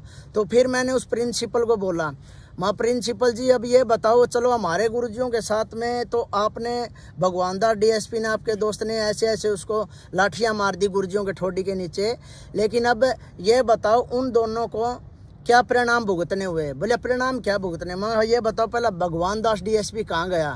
तो वो प्रिंसिपल बोले उसकी डेथ होगी। मैं ये बता डेथ कैसे हुई है? वो बोले डेथ तो उन्होंने अपनी सुसाइड कर ली भाई, गोली मार ली थी। कोई फाग वाला दिन गांव में कांड हो गया था और जिससे उन्हें 1-2 मर्डर और कर दिए थे गांव में। उसके बाद में वो हड़बड़ाया गया था, उसने अपने आप का रिवॉल्वर से गोली मार ली, सुसाइड कर ली। मैं अब दूसरे नंबर पे ओम प्रकाश का बता क्या असर हुआ? भले ओम प्रकाश तो जीवित है। मैं कहा जीवित नहीं, उसका फैमिली में क्या हुआ? भले ओम प्रकाश का जो लड़का प्रदीप जमौड़ी गैंगस्टर था, भले उसका एक प्रदीप काला ही गैंग का ही बंदा था, उसने उस प्रदीप जमावड़ी को, उसके लड़के को भी मार दिया और साथ में ही उसकी माँ को मार दिया। मगर देखो उसका भी घर उजड़ गया। मगर प्रिंसिपल जी अब नंबर आपका है भाई, आप भी गुरुजी परीक्षा लेने गए थे, दोनों को तो ये सबक मिल गया है। अगर आप अच्छी चाहते हो तो ज्ञान आधार पे गुरुजियों से समय याचना कर लो। अब तीसरा नंबर आप कहा, आपके साथ देखो अब क्या बनेगी। तो भक्तों और भी बहुत सारे ऐसे वाक्य हैं। एक गैंगस्टर है रोहतक का राजेश सरकारी। जब मैंने गुरुजियों से नाम दीक्षा ली तो उस गैंगस्टर ने मेरे ही 10,000 रुपये की मदद की थी, जो मैं जेल से बाहर आया था छुट्टी भरवा के। तो उस गैंगस्टर ने बोला नुले दीपू हमारे रोहतक एरिया का है तेरा गुरुजी, यार बोले तने कौन गुरु बनाया है? बोले इस तेरा गुरु का तो बोले अपना एक गैंगस्टरों में और उनका बच्ची था सर्कल का ही, बोले अपने बच्ची ने थप्पड़ मार दिया गुरुजियों का। रोहतक पेशी पर जावा थे उसमें जो गाड़ी में जाते हैं। तो मैं मखा भगत जी मखा मेरे भाई राजेश कोई बात को नहीं, गुरुजियाँ का थप्पड़ माँ साधु संत्या का चप्पल डले थप्पड़ लात गुस्से ये गाल ये बांडा, अगर मैं कोई दिक्कत वाली बात को नहीं। अगर मखा गुरुजियाँ का आदेश ये आ जाए भाई इस लड़के ने, इस गैंगस्टर ने मेरे को थप्पड़ मारा है, तो मैं मखा ये जो भगत है ना ये अपने परमात्मा के लिए कुछ भी कर सके है, जिसमें से मैं भी हूँ, कुछ भी कर सकूँ हूँ। लेकिन हम मर्यादा बंदे हैं भाई, कोई दिक्कत को नहीं, हमने कुछ नहीं कहा। मगर अगर इसके बच्ची के जो इमात वाले हैं इमातियों को भी देख लेंगे फिर तो, अगर गुरुजी आदेश देते। लेकिन गुरुजी ऐसा आदेश देते नहीं भाई किसी को लठ मारो थप्पड़ मारो गाली गलोच कुछ भी दो। लेकिन पता नहीं भक्तों ये कहाँ से ये लठबाज, ये गुंडे, ये बदमाश, ये बलात्कारी ये कहाँ से पैदा हो गए? जो गुरुजियों के मर्यादा में रहते हैं इनकी नज़र में वो तो भगत है ही नहीं। जो बलात्कार कर देता है वो भी भगत, डकैती मार देता है वो भी भगत, लठ मारता है वो भी भगत, बरवाड़ा कांड में बम फेंकने वाले भी भगत, 20-20 रुपए के काले कपड़े बांध के सर में वहाँ बरवाड़ा कांड में जो अत्याचार कर रहे थे वो भी भगत, सारे ही भगत हैं। लेकिन जो मर्यादा में रहते हैं गुरुजियों के वो भगत क्यों नहीं है? गुरुजियों ने बोला भाई ज्ञान को आधार बनाओ हैं। संगत के अंदर स्वांगी भी बहुत है, बहुत ज़्यादा स्वांग करने वाले मिलेंगे आपको। हंस और बुगले की पहचान भी बताई है गुरुजी, दोनों एक जैसे होते हैं, लेकिन हंस कौन सा होता है, बुगला कैसा होता है, सब कुछ बताया गुरुजियों ने। भक्तों आपकी आंखें कब खुलेगी? हर प्रकार से गुरुजियों ने ज्ञान दिया हमें भाई, आप इनको देखो, ध्यान से देखो, ज्ञान आधार से देखो, इनका आचरण देखो, बोलने चलने का व्यवहार देखो। अभी देखो भक्तों संगत में कितने मैटर जो उजागर हो रहे हैं, चोरी के हो रहे हैं, जारी के हो रहे हैं, बलात्कारी के हो रहे हैं, हर तरह के मैटर हो रहे हैं। कभी ये पीले पर्चे निकाल रहे हैं, ये सभी के सभी फर्जी निकल रहे हैं। किसी का पर्चा किसी तरह से निकाल देते हैं, किसी का किसी तरह से निकाल देते हैं, अपनी मनमानी चलाते हैं। और ये मंजू बहन से मैंने पूछा था, मगर बहन ये जो आश्रम के सेवादारों से अपने घर पे ले जाके काम करवाते हैं इनका क्या होना चाहिए? बोले भाई घर पे ये काम करवा हुआ है, ये बात तो गुरुजियों के आदेश को नहीं। बोले गुरुजियों के आदेश है, जो वांटेड भगत हैं, वांटेड भगत अपने घर के काम के लिए आश्रम के सेवादारों को ले जा सकते हैं। फिर मगर बहन जी मैंने ये बताओ, ना तो धर्मपाल वांटेड और ना वो वकील भगत जी वांटेड, ना ये वो कौन है वजीर और वांटेड, ये जो वांटेड नहीं है ये हमें अपने घर पे काम करवाने के लिए जाते हैं, ये क्या मैटर है? तो वो बोली ये बात तो गलत है भाई, मर्यादा तो बाहर। मैं कहा मर्यादा तो बाहर चले दीदी, इनके खिलाफ कोई एक्शन करो। लेकिन एक्शन कोई कुछ नहीं लेता, सभी एक ही थाली के चट्टे बट्टे हैं, क्योंकि सभी वहाँ पर आश्रम में इन्होंने अपने अपने आश्रम बांट रखे हैं, अपने अपने आश्रम बांट के, और ये जो भी दान धर्म का पैसा आता है ये अपने हिसाब से डिवाइड करते हैं, अपने गुंडे बदमाशों को पालते हैं। अपने भक्तों जो इनके चमचे होते हैं, जो भक्तों के भगत होते हैं, उन्हीं की देख रेख ये करते हैं उन पैसों से।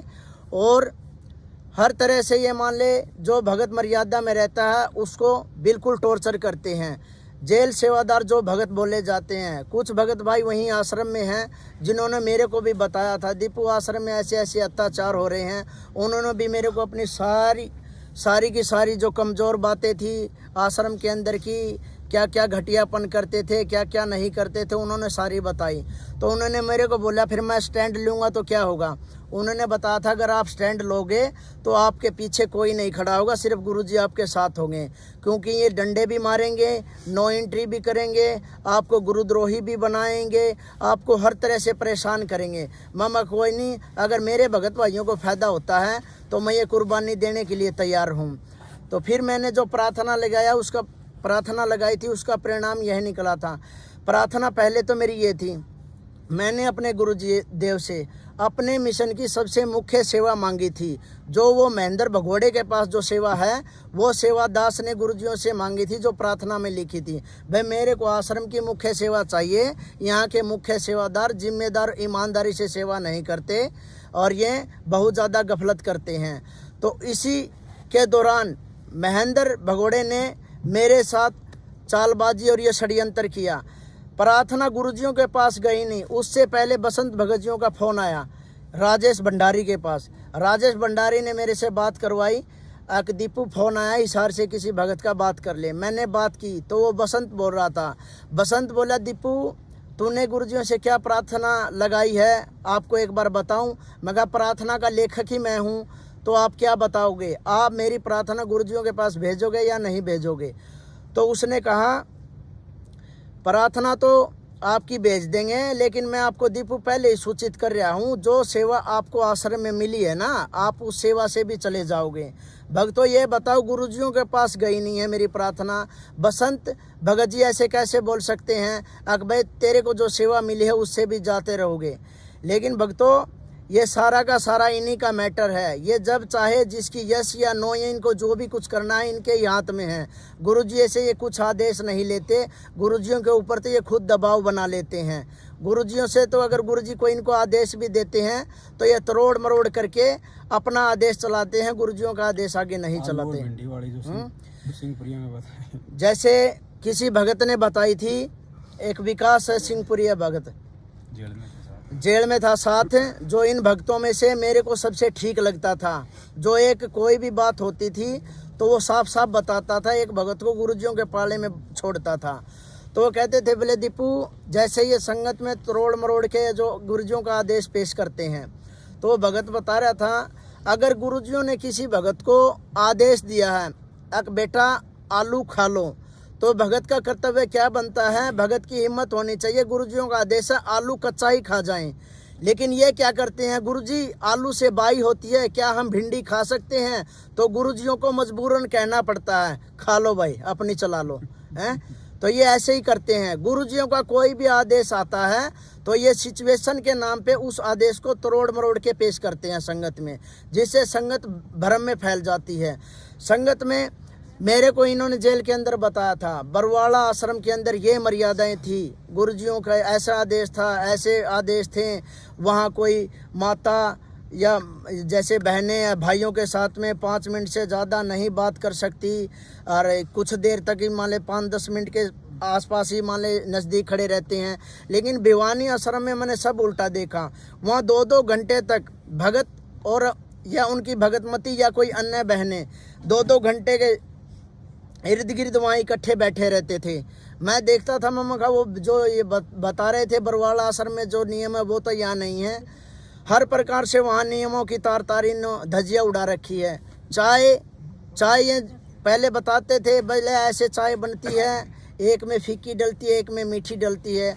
वहाँ भिवानी आश्रम में क्या था भक्तों, सारे के सारे अपना अपना ऑर्डर चलाते थे, जिसमें से मैं भी अपना ऑर्डर चलाता था। भाई 4 मीठी बना दे, फीकी बना दे, अदरक तेज की बना दे, सौंफ सोडा डाल दे, सब के अलग अलग वो थे। लेकिन उनको कोई ऐसे कहने वाला नहीं था भाई ये ऑर्डर क्यों मार रहे हैं, भला चलने दो जैसे चल रहा है। वहाँ हर प्रकार से भक्तों की मर्यादाओं को खंडित करवाया जाता है। कोई भी भगत भाई हो, बाहर का कोई भी मैटर हो जाता है, युवा भक्तों को, एसी एक्ट वालों को ये यूज करते हैं। भला जाओ तुम झगड़ा करो, झगड़ा होते हैं तो ये मैन भगत आगे नहीं जाते, हम गरीब तबकों के भक्तों को आगे कर देते हैं।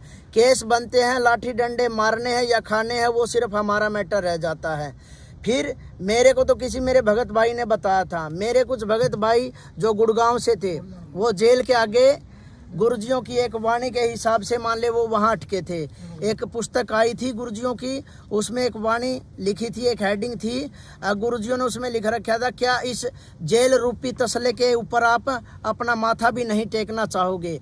वो जो हेडिंग थी उन भक्तों को चुभ गई थी, जिसकी वजह से वो गुड़गांव से अपना घर छोड़कर गुरुजियों के यहाँ जेल के सामने 10-15 दिन तक लगातार बैठते थे। तो मैनेजमेंट वालों ने क्या किया, भाई ऐसे तो ये खेल खराब हो जाएगा, ये इतने भगत यहाँ पर आके बैठते हैं, तो इन्होंने भक्तों को हमारे को बोला लठ मारने के लिए। लेकिन मैंने मेरे एक भगत भाई को बोला, मैंने उससे पूछा, मैं भगत जी फला फला भगत है, उनके लठ मारने के लिए बोल रहे हैं, भाई उनको उठाओ। तो वो भगत जी मेरे को बोले, भले दीपू तू ये बता, तू कोई भाड़े का गुंडा है क्या या कोई टपोरी है, तू परमात्मा का भगत है। अगर वो गुरुजियों के लिए वहाँ जेल के आगे बैठे हैं तो इसमें तेरा क्या जाता है। वो पाप और पुण्य उनका है, जो बनेगी उनके साथ बनेगी। गुरुजी उनको बेनिफिट दे या कुछ उनसे नाराज हो, वो तो उनका मैटर है। लेकिन तुम्हें डंडे मारने का आदेश किसी ने दिया? मैं गुरुजियों का आदेश बता रहे हैं। उस भगत ने बताया, गुरुजियों ने अगर किसी को डंडे मरवाने हैं क्या तो तुम्हारी जरूरत पड़ेगी क्या गुरुजियों को? मैं कहा ये बात भी ठीक है, भले अपनी आरामदारी थे गुंडिया की फीस तो हटा ले और गुरुजिया की आरामदारी था तू अपना भक्ति कर ले। भले अगर तेरा नाम खंड हो गया तो उस भगत पर नू पूछ ले जो आदेश देगा, क्या तू मेरा नाम जोड़ देगा? उसी दिन से मैंने तो कान पकड़ लिए थे, मैं कहा मैं इनके इशारे पे कोई भी गुंडागर्दी नहीं करूँगा। उसके बाद में इनको ये पता लग गया भाई इसको सच्चाई का पता लगने वाला है, तो इन्होंने मेरे को हर बात पे मजबूर किया है। हर भक्तों ने मान ले, किसी ने मेरी उंगली भी उसी ने काटी है और मेरी मदद भी उसी ने की है। हर प्रकार से इन्होंने मेरे साथ टॉर्चर किए हैं। ऐसा कोई टॉर्चर नहीं है जो मेरे साथ नहीं हुआ है। लेकिन मैं भी परमात्मा का ज्ञान आधार से जुड़ा था, मैं भी यही सोचता था, माँ गुरुजी बताते हैं जो होता अच्छे के लिए होता है, मैं कहा होने दो जो होता है।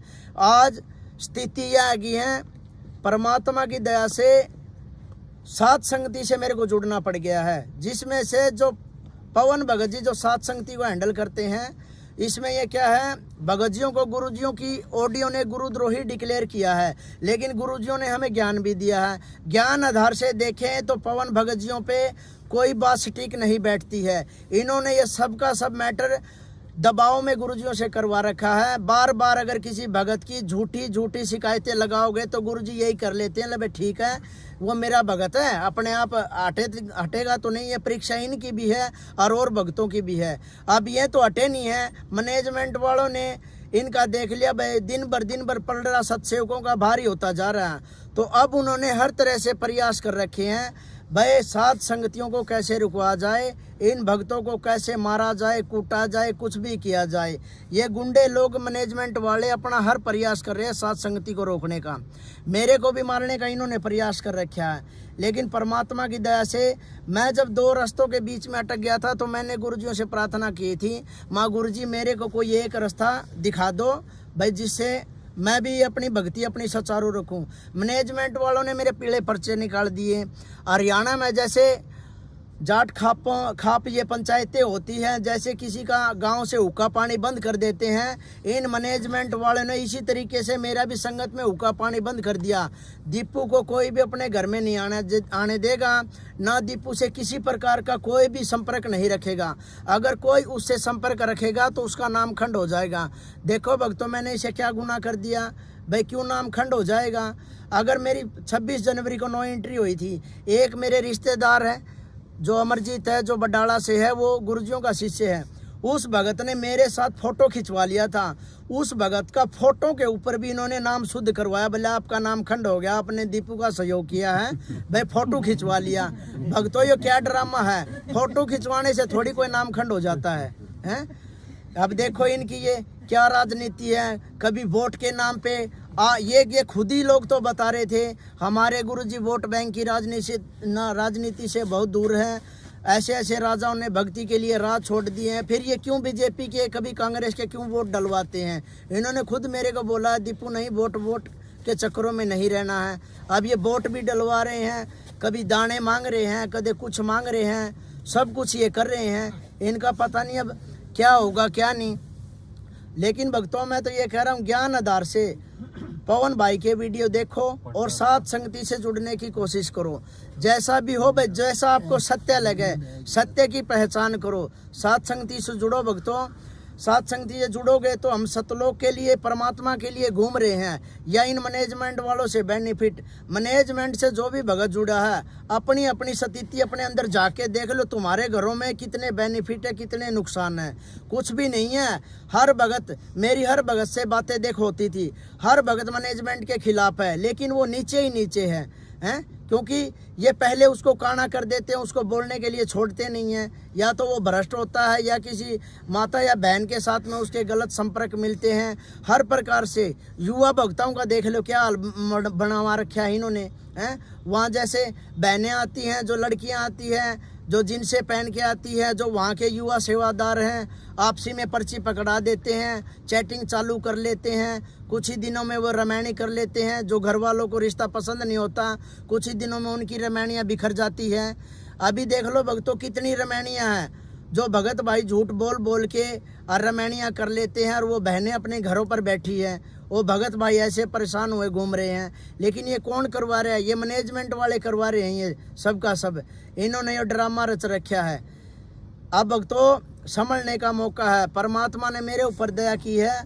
भक्तों आप भी है ना, साथ संगति से जुड़ने की कोशिश करो। साथ संगति वाले जितने भी भाई बहन हैं, ज्ञान आधार पे मेरे को बहुत अच्छे लगते हैं। जैसे शुरू में जब मैं गुरुजियों का ज्ञान सुन के जेल से बाहर आया था, तो मुझे किसी भी भगत में दोष दिखाई नहीं दे रहा था।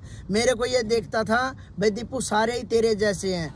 फिर दिन भर दिन भी इनके जैसे गुना ये उजागर होते गए, इनके ये जो कांड उजागर होते गए, कैसे ये भगत तारीखों पे आते हैं, ये मर जाते हैं, ये फांसी खा जाते हैं, ये कुछ भी कर जाते हैं। इनका सारा मैंने ड्रामा देखा। सार नाम तीसरा मंत्र, चौथा मंत्र लिया हुआ भगत भी इतनी घटिया से घटिया हरकत करता है। और हम भगत लोगों को बोलते हैं, अगर हमारी गलती से भी किसी भगत भाई की पवन से अगर बात हो जाती है फ़ोन पे, तो ये हमें कहते हैं आपका नाम खंड हो गया है। मैनेजमेंट वाले इतने मुख्य सेवादार कितने हैं जो पवन के साथ 1-1 घंटा बात की हुई है, क्या उनके नाम खंड नहीं होते? हमें बेवकूफ़ बना रहे हैं ये लोग। भक्तों परमात्मा की दया से पवन की साथ संगति जो पवन ने परमात्मा के माध्यम से ये चला रखी है, इस पे विचार करो भक्तों, और परमात्मा की दया से साथ संगति में जुड़ने का प्रयास करो। और भक्तों सच्चाई से रूबरू हो। ये सतलोक आश्रम मैनेजमेंट जो अपना रवैया जो भक्तों में अपना रहे हैं ना, ये बहुत ही गलत है। और ये आगे जाके आप भी देख लियो, आज हमारे साथ गलत हो रहा है, कल आपके साथ भी होगा। होगा कब? जिस दिन आप परमात्मा की तरह सत्य के लिए आवाज़ उठाओगे, उसी दिन देख लियो आपको क्या इनाम मिलेगा। इनाम सत्य के लिए तो हमारे गुरुजी जेल में बैठे हैं, और सत्य के लिए हम ही चल रहे हैं, और सत्य के लिए चल रहे हैं। मैंने भी अब सत्य के लिए आवाज़ उठाई थी। मेरे को 15,000 रुपये आश्रम में सेवा मिल रही थी, खाना पीना मेरा फ्री था। मैं मान ले संगत में आश्रम में मान ले 40,000 के करीब वहाँ मेरा खर्चा था मान लो। अब ये देखो मेरे बच्चे भी वहाँ रह रहे थे। अब ये देखो भक्तों ने मेरे को बताया कि दीपू ये सब गलत कर रहे हैं, तो मैंने यही कहा था भाई मैं तो स्टैंड ले लूँगा, गलत कर रहे हैं, मैंने कोई दिक्कत वाली बात को नहीं। मैं 15,000 की या नौकरी भी छोड़ दूंगा जो यहाँ सेवा मिली है, और आगे बताओ क्या है। नुबला देख ले ये मैटर उन्होंने सारी बताई। हर भगत ने अपनी अपनी कहानी बताई। एक वहाँ कल्लू भगत था, ममंगा भगत जी आपका ये पैर में क्या लगी? भले मैं मुंड का आश्रम में था, कोई देशराज भगत था, उसने रिवॉल्वर से मेरे पैर पर गोली मार दी। मगर भगत ने गोली मार दी। नुबला भगत का वो 1 नंबर का गुंडा है, वो मैनेजमेंट के वर्ल्ड कोऑर्डिनेटर है वो, और कोई महेंद्र में है, हाँ, जो दिल्ली की साथ संगति रुकवाने आया। जो महेंद्र भगोड़े का कोई रिलेटिव पड़ता, वो रिश्तेदार है, बुआ का लड़का है। ये सारे रिश्तेदार मिलके गुंडागर्दी करते हैं। फिर मैं कहा भगत जी आपको गोली मारी तो आपने मुकदमा करना चाहिए था। नुबले भगत जी क्या मुकदमा करते, परमात्मा की दया से आश्रम में परमानेंट सेवादार हैं। ये लोग बोले भला गुरुजियों की बेइज्जती हो जाएगी। अरे मैं कहा गुरुजियों की बेइज्जती के, तन दारू थोड़ी बेचनी थी, तेरा गोली मार रखी है पैर में, केस कर तू, भगत गोली थोड़ी मारेगा आश्रम में। नु बोले मेरे तो ये मार दी। नु बोले भगत जी बस घर से परमानेंट चल के आ रहे हैं, हर परमात्मा की सेवा में आ रहे हैं। अगर बोले ये हॉस्पिटल में ले गए थे, हॉस्पिटल में ले जाने के बाद में पुलिस, वो हॉस्पिटल वाले बोले ये पुलिस केस है, तो फिर इन्होंने हॉस्पिटल से मेरे को एडमिट नहीं करवाया। इनने जो भी फिर कोई ट्रीटमेंट मेरे को दिलाया वो मेरा आश्रम में किया। फिर मैं समझ गया हम भक्तों को भी गोली मार देते हैं, बोले भक्तों को तो पता नहीं क्या क्या कर देते हैं। इतनी माता बहनें हैं जिनके साथ बलात्कार हुआ, भगत भाइयों को गोली मार दी। लठ वाले तो उदाहरण बहुत हैं, लठ तो मन ने भी कई भक्ता का, जगत वाले का मार रखे हैं, भक्ता का भी मार दिए है। इनका कहना पे हर तरह की इनने बुराई करवा रखी है। तो भक्तों जागने का मौका है। एक भगत ने और बताया था, बोले दीपू मन ने भी परमात्मा से है ना बरवाड़ा आश्रम में सेवा मांगी थी। गुरु जी मैं आपके नज़दीक रहना चाहूँ, परमात्मा दया करो मेरे को गनमैन की सेवा दे दो। तो गुरुजियों ने यही बताया था कि बेटा अगर आपको भगत बनना है तो जाके नाली साफ कर ले, और जोन से ये गनमैन की सेवा ले रहे हैं ना, ये तो मेरा चीचड़ लग रहे हैं, भला मेरा सारा खून पी गए। उस भगत ने कान पकड़ लिए थे, भला गुरुजी मैं तो नाली साफ कर लूँगा, और अपना फिर वो भगत आ गया सत्साहिब करके। तो भगतों देख लो, जो ये गुरुजियों के बाहर को ये गनमैन जो हमें दिख रहे हैं सिक्योरिटी गार्ड है, इन्होंने तो ये देख लो गुरुजियों का अपहरण कर रखा है। और इनसे ये बचना हमें ये लग रहा है हमारे भगत भाई हैं। क्यों किसी गरीब भगत की प्रार्थना नहीं पहुंचती गुरुजियों के पास में, बीच में ही रह जाती है, महीनों चक्कर कटवाते हैं। अभी मेरे को गुरुजियों से प्रार्थना लगाई थी, 60,000 रुपये की मेरे को जरूरत थी, मैंने प्रार्थना लगवा दी। इन्होंने 8 दिन तक मेरा बेवकूफ़ बना के रखा, और मेरे को कोर्ट में 60,000 रुपये भरने थे, 49,200 भरने थे, पर मैंने 60,000 मांगे थे।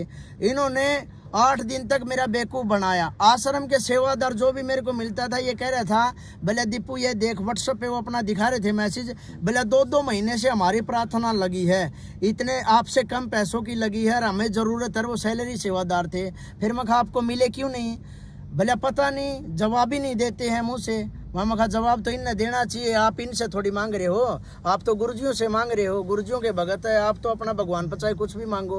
नो बोले फिर क्या करें भगत जी मजबूर हैं। फिर मैं कहा मन 60,000 रुपये चाहिए, बोले तेरे को मिले तो नहीं गए। मैं कहा मैं तो लेके दिखाऊंगा, परमात्मा का दौर में मेरी प्रार्थना भेज करूँगा, भले ये भेजा को नहीं। तो मन ने कहा मैंने जेल काट रखी है, पहला एप्लीकेशन CGM का लागेगी, फिर सेशन का लागेगी, हाई कोर्ट का भी लगेगी, सुप्रीम कोर्ट लगेगी, और राष्ट्रपति के पास में या प्रार्थना पहुँच के रहोगी, चमना कुकरे पुचाने पड़ो। तो फिर 8 दिन तक धर्मपाल ने मेरा बेवकूफ़ बनाया। देख दीपू मंजू दोरा तेरी प्रार्थना भेज रखी है, फ़ोन मिला के मेरे को दिखा देता। फ़ोन जो मंजू ने बंद नंबर कर रखा है उस नंबर पर फ़ोन कर देता कि देख दीपू मंजू बेटी का नंबर बंद आवा है। मैं कहा मंजू बेटी का जो आपकी बेटी है मैं उसका नंबर बंद कैसे आऊँगा, अंतर्राष्ट्रीय सेवा की वह जिम्मेवार सेवादार है, हर एक जिम्मेवार सेवादार ये जिम्मेदार सेवादार यो आश्रम का यो मैन नंबर बंद को नहीं कर सका क्योंकि इस पर प्रार्थना ज़्यादा हुआ है। भले देख बंद है। फिर भले हम अगर मंजू जवाब दे तो बेबी का दौरा भेज दें, भले किसी तरीके तो भेजा। मैं कहा कोई बात नहीं भगत जी मैं बात करता हूँ।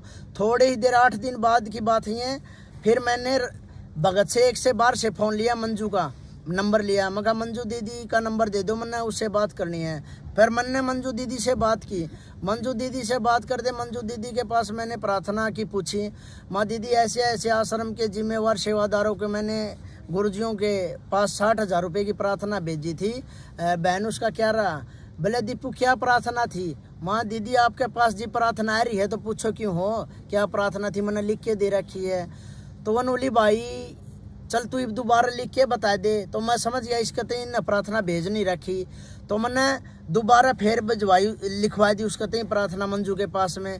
फिर मंजू बोली पहले ये प्रार्थना आपको किसके माध्यम से भेजी थी। मैं कहा धर्मपाल भगजिया को दी थी मैंने। तो भले अच्छा चलो भले ठीक है दीपू मैं करूँ तेरी प्रार्थना। फिर मंजू ने जो प्रार्थना करी, जो इनका सिस्टम है उसके हिसाब से देखा भैया रुकने वाला तो है नहीं। तो मंजू ने 4 घंटे में यस का मैसेज दे दिया प्रार्थना का कि दीपू की प्रार्थना मंजूर हो गई है, 60,000 रुपये वो लेस का है। तो देखो भक्तों 8 दिन तक मेरा धर्मपाल और ने बेवकूफ़ बनाई रखा और फिर मंजू के पास फ़ोन करते 4 घंटे में मेरी प्रार्थना हो गई है। ये देखो इनका ये कैसे जाल है। जितने भी वहाँ सैलरी सेवादार है अगर उनकी प्रार्थना गुरुजियों से कुछ पैसे या लेने की है या उनका कुछ दिक्कत हो जाती है, उस प्रार्थना के लिए 2-2 महीने के लिए चक्कर मरवा देते हैं। लेकिन एक भगत छोटी मोटी बात पर अगर अपनी भगतमती को थप्पड़ मार देता है ना, तो उसकी 5 मिनट के अंदर गुरुजियों से प्रार्थना लग जाती है और उसका जोड़ा तेरी नो एंट्री होगी, तने भगतमती का मारे उनकी नो एंट्री कर देते हैं। तो भक्तों ये देखो, इन जब अपना कांटा निकालना हो तब तो इन ये प्रार्थना 5 मिनट में हो जाए। और किसी भगत भाई को कुछ अड़चन होती है तो प्रार्थना 2-2, 3-3 महीने तक भगत जवाब मांगता मांगता थक जाता है, लेकिन ये लोग अपनी बकवास करना बंद नहीं करते। तो भक्तों अभी आपसे मान ले फिर हाथ जोड़ के प्रार्थना है, जितना भी हो सके सत्सेवकों का वीडियो देखा करो। सत्संगति में भाई बहनों के जो वीडियो आते हैं, मैसेज आते हैं, ज़्यादा से ज़्यादा देखा करो। आपको हर बात का पता है भाई, मैनेजमेंट से मेरे को पता है आप लोग कितने दुखी है। हरियाणा से कितने भक्तों के मेरे पास फ़ोन आते हैं, दीपू ये बन रही है। और मैंने उनको यही कहा है भाई, अगर सत्य का मार्ग से जुड़े हो तो परमात्मा की दया से सत्य भी तो बोलना सीखो। ना तो तुम्हें सत्य का पता और ना तुम्हें साहिब का पता नहीं इस भक्ति मार्ग में तुम आ क्यों गए हैं। अगर आप सतलोक भी जाओगे शरीर तो छोड़ना पड़ेगा, तो इनसे डरना कैसे है। इन लोगों ने क्या है आगे अड़ा के मेरे को भी मिसयूज कर दिया, ये मेरे को आगे कर दिया। चलो ठीक है, परमात्मा ने मेरे को तो अपने पाले में ले लिया भाई, मैं सत्सेवकों से जुड़ गया हूँ। लेकिन आपका क्या हुआ भक्तों, आपके लिए तो आवाज़ उठाई थी और आप ही अब पीछे हट रहे हो। पता आपको सब कुछ है भाई, मैनेजमेंट गलत कर रहा है, गुरुजियों के जो रिश्तेदार हैं ये सब गलत कर रहे हैं, कोई किसी का नहीं है। मंजू के पास कोई घर पे प्रार्थना लेके जाता है तो उसको मंजू जवाब देती है, भाई पानी में रह के मगर मस्त बैर ना करे, तने मरवा के फेंक देंगे, तू अपनी भक्ति कर ले। तो फिर भगत जाओ कि न प्रार्थना लेके जेल के अंदर किसी माध्यम से प्रार्थना भेज नहीं देते। जेल प्रशासन भी इन्हें खरीद रखा है, चारों तरफ से इन्हीं के हवलदार खड़े हैं, गुरुजियों के पास प्रार्थना नहीं जाती। मैंने भी कई सारे प्रयास कर लिए गुरुजियों के पास प्रार्थना भेजूं, लेकिन निकम्मों ने इतना टाइट माहौल कर रखा है, सारे तरफ से अपनी डी बना दी इन्होंने। जेल में भी गुरुजियों के पास कुछ मैसेज जाता ही नहीं है। अब जब गुरुजियों ने बोला भाई भगत दीपू की नो एंट्री कर दी है और निकम्मे को गेट से बाहर बिठा दो, इसको कुछ भी देने की ज़रूरत नहीं है, तो मैं मेरे गुरुजियों का आदेश पे मैं गेट के बाहर बैठ गया। भक्तों मेरी नो एंट्री होती है, मैं ठीक है। मेरे गुरुजियों ने ये बोला है भाई दीपू की नो एंट्री हो गई है और इसको निकम्मों को गेट से बाहर बिठा दो, तो मैं गेट से बाहर बैठ गया। उसके बाद में भक्तों भूखा तिसाया मैं 8 या 9 घंटे गेट से बाहर बैठा रहा। उसके बाद में मैनेजमेंट वाले आते हैं, मेरे सामने हाथ जोड़ते हैं, दीपू गलती बन गई है, ऐसा कर तू आश्रम के अंदर चल। भक्तों ये बताओ, जब गुरुजियों ने नो एंट्री करी है तो मैनेजमेंट वालों का क्या महत्व बनता है भाई, मेरे को अंदर बुलाएं वो हैं। फिर उनको पता है मैनेजमेंट वालों की ये नहीं मान रहा भाई, अब यही कह रहा है भाई मैं गुरुजियों का आदेश मानूंगा तभी अंदर जाऊंगा, पहले मेरी माफ़ी होगी।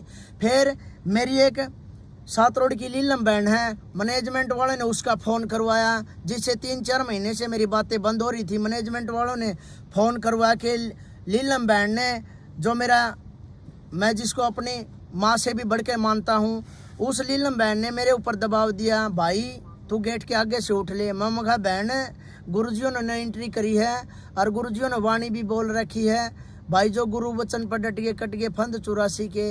और फिर गुरुजी ने कहा द्वार धनी का पड़ा रहा धक्के धनी के खा, 100 काल जग जोड़ी पर द्वार छोड़ के ना जा। मैं कहा जब मेरे गुरुजी ने गेट तक बाहर बैठने की कहा है, मेरे तीन घर जाने की तो कहा मैं तो यहाँ जब बैठा हूँ। फिर बोले यहाँ गुरुजियों की बेइज्जती हो तू गेट आगे बैठा। मैं कहा मैं रीत के को पहली बार थोड़ी हुई है और भक्ता की भी नो एंट्री हुई है। मैं कहा मेरी कोई बेइज्जती को नहीं होती, ना गुरुजिया की होती। गुरुजिया ने सत्संग में बताया है संत और भगत की इज्जत बेइज्जती होती है को नहीं।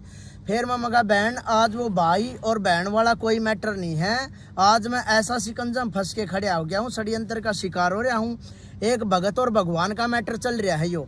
और मैं कहा बहन इसमें मैं तेरी कोई भी बात को नहीं मान सकता, आज तक ऐसा कोई मान ले कहना नहीं था जो मैंने मेरी दीदी का कभी मोड़ा हो, मैंने कभी तेरा कोई कहना मोड़ा नहीं। लेकिन आज बहन और भाई वाला मैटर ही नहीं है, भगत और भगवान का मैं तेरी बात नहीं मान सकता। फिर कुछ देर बाद गुरुजियों के बड़े लड़के का फ़ोन आता है, जो वीरेंद्र है या पता नहीं नरेंद्र, क्या नाम है उनका, वीरेंद्र का फ़ोन आता है। वो कहता है मैनेजमेंट वाले आते हैं मेरे से बात करवाते हैं, भाई वीरेंद्र का फ़ोन है। हाँ वीरेंद्र भगत जी सत्साई वीरेंद्र से करी। वीरेंद्र बोला दीपू अच्छा ज्ञान समझ में आ गया था, भक्ति तो तू जुड़ गया था, ये भी उतना के करके खड़ा हो गया, लफड़ा के है वहाँ कुछ नहीं भगत जी। मंजू दीदी तो प्रार्थना लगवाई थी, उसने करवा दिया ये सारा सिस्टम, भले उसको भी समझाया है। फिर मम्मा का समझाया तो ये मेरी नो एंट्री हो रही है, मेरे गुरुजी मना माफ़ करेंगे जी, मैं अंदर चला जाऊँगा।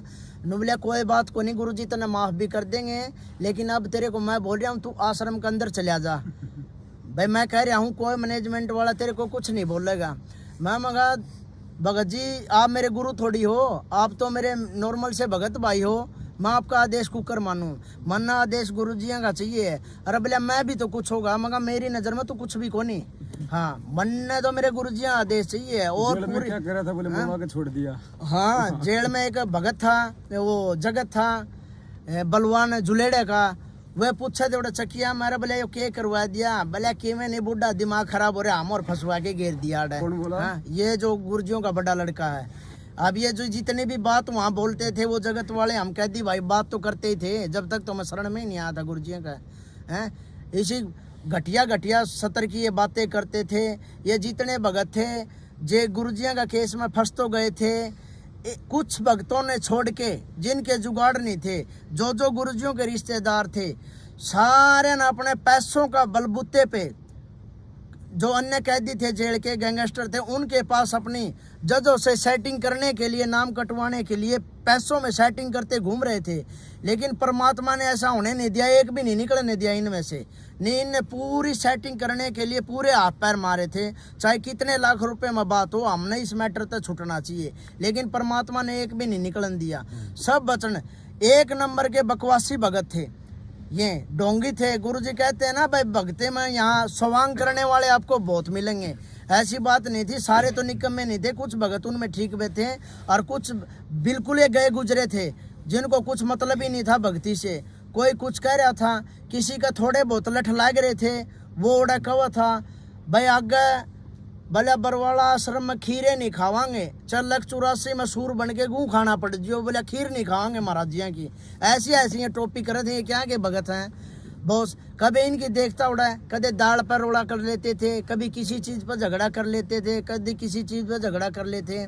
लेकिन मेरे एक भगत भाई वो विकास सिंहपुरिया, उसने बताया बोले दीपू जो ये भीड़ देख रहा है ना, ये एक जो भगवान का भगत हुआ है, ये वो भगत को नहीं। मखा फिर कौन हुआ भगत? बोले भगत वैसे मैं भी नहीं हूँ, बोले एक भगवान का जो भगत होता है ना, और जिस अंडरवियर को जिस कच्छे को पहन के नहाता है ना, भले ये उस भगत के उस लेवल के भी नहीं है, भले ये सब बकवासी हैं। मैं मगा ठीक है। आहिस्ता आहिस्ता मन ने भी उन्हें परीक्षण करना शुरू किया। उनमें से आधे से ज़्यादा तो बगैर मतलब की भीड़ हो रही थी, जिन्होंने कोई मतलब नहीं था गुरुजियों से, जो एक दूसरे पर कमेंट बाजी गाली गलौच जिनका बहुत बोल रहे थे हम सारनामी हैं, बहुत घटिया सतर था। और अब भी मैंने तो देखा है सारनामी ने सारनाम बांट दिया है जितने युवा भगत आश्रम में, और ये और जो बड़े जो बुजुर्ग भगत हैं इनका सभी का घटिया आचरण है। गंदे गंदे कमेंट करते हैं, गंदे गंदे युवा भक्तों को चुटकुले सुनाते हैं, बहुत सारा मान ले घटियापन है। एक नंबर के झूठ बोलते हैं, फ़ोनों पे झूठ बोल देते हैं, इनको रिकॉर्डिंग सुनाते हैं तो ये बकवास करते हैं नहीं तू झूठ बोल रहा है, और रिकॉर्डिंग में साफ है। अगर देखो माफिया मांग रहे हो और आप ही मना कर रहे हो, हर प्रकार से इनका घटिया लेवल है। ये एक आने की भी भगत नहीं है, ये बकवास बहुत ज़्यादा कर रहे हैं। गुरु जी मांग रहे थे एक बार धर्मपाल बलवान और कंडेला, हाँ ये सारे माफ़ी मांग रहे थे। ये बलवान था, ये मास्टर जी जो बालक गांव का है, इन्होंने मेरे से पहले तो गलती करी, और गलती के ऊपर मैंने जब इनको स्टैंड लिया धमकाया तो फिर उन्होंने फ़ोन पे मेरे से माफ़ी मांगी, जो मेरे पे बाकायदा अब भी रिकॉर्डिंग पड़ी है। जो मैनेजमेंट का मुख्य सदस्य भी माना जाता है, वो भी कोई ना कोई पद है उसका वहाँ पर। और फिर उन्होंने मेरी मीटिंग के अंदर मेरे को बुलाया, तो मीटिंग के अंदर उन्होंने सभी ने अपनी अपनी गलती पूछी, मैंने सभी की गलती बताई, तेरी ये गलती है, तेरी ये गलती है। जब उस मास्टर जियों का नंबर आया तो वो धर्मपाल बोले बोले मास्टर की क्या गलती है? मास्टर जियों ने जो गलती की थी ना, इन्होंने माफ़ी मांग ली है। तो मास्टर जी मीटिंग के अंदर साफ तौर पे मना कर गया, मैंने इससे कोई माफ़ी नहीं मांगी है, ये झूठ बोल रहा है। मामा का झूठ कहाँ बोल रहा हूँ भगत जी? मामा का झूठ तो आप बोल रहे हो। एक तो उम्र के हिसाब से आपका याद नहीं रहता हो, अकबर मन्ना कोई बात कही है फ़ोन पर दीपू तो मेरा याद को नहीं। एक आप जानबूझ के बॉलीवुड मेरे को बना रहे हो, तो भगत जी ने बोला नहीं आप पे क्या प्रूफ है। तो मीटिंग के अंदर मैंने वो बाकायदा रिकॉर्डिंग सुना दी, जिस रिकॉर्डिंग में बलवान मास्टर ने मेरे से माफ़ी मांगी है। उसके बाद में कुछ भक्तों के मेरे पास फ़ोन भी आए, दीपू ऐसा क्या मैटर कर दिया जो बड़े बड़े भगत तेरे से माफ़ी मांग रहे हैं, वहाँ गलती कर रहे हैं बड़े बड़े, ये उम्र में बड़े ही न, बेरा तो गदी का भी को नहीं, क्या का नहीं बेरा ही न, तो हैं सारे एक नंबर के झूठे हैं या चोर हैं, फालतू में पेट्रोल फूका गाड़ियाँ का ही न, कुछ मतलब को नहीं, और फिर झूठ बोल रहे हैं। फिर ये नुको अब भी हमें मीटिंग के अंदर बैठे हैं, भले अब भी हमें तेरे पे विश्वास नहीं है, मीटिंग के अंदर बैठे थे माँ क्या विश्वास नहीं है, भले ये तेरा फ़ोन दे, भले अब भी तूने फ़ोन रिकॉर्डिंग पे लगा रखा होगा। फिर मम्मा का भगत भाई बैठे हैं, कोई आप यार दारू थोड़ी बेचा है, परमात्मा की चर्चा कर रहा हूँ, दे रिकॉर्डिंग, तेरे दिक्कत के डर किस बात का है, भले नहीं तेरे ऊपर विश्वास नहीं है। फिर मगा विश्वास तो तू भगवान पर करे, मेरे पे क्यों करा है, भले नहीं ये फ़ोन दे, मगा फ़ोन मेरा है, मेरी इजाज़त के बगैर फ़ोन का हाथ ना लगाइए। तो भक्तों उन्होंने फ़ोन का हाथ नहीं लगाया। उसके बाद में भक्तों इन जो भी मेरे साथ अत्याचार इन्होंने करने थे वो सभी इन्हें कर लिए हैं। 9 एंट्री मेरी कर दी है, 9 एंट्री के बाद इन मैं बाहर भी काट दिया हूँ। अब उसके बाद में इन्होंने मेरा ठगी का पर्चा निकाल दिया है। मैं मेरे सातरोड़ गांव में गया था, एक मेरा संदीप है भगत भाई, जिनसे अक्सर मेरा आना जाना रहता था। कभी कभार मेरी भगतमती अपने घर पे चली जाती थी तो हो सकता था मैं भंडारा भी उनके घर करूं। तो मेरा इतना प्रेम था उनके साथ में, मैं उनसे वैसे ही मिलने गया। तो वैसे मिलने गया, किसी भगत के घर पे जाऊंगा तो वो चर्चा भी करेगा, कुछ क्वेश्चन भी करेगा, मेरे को उनका जवाब भी देना पड़ेगा।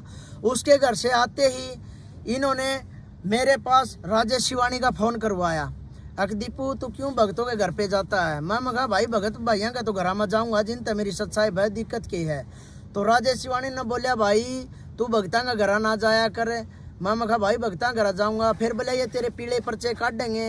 मैं कहा मेरे चाहिए पीले पर्चे काटो, चाहिए काले काटो, मना कोई मतलब को नहीं है।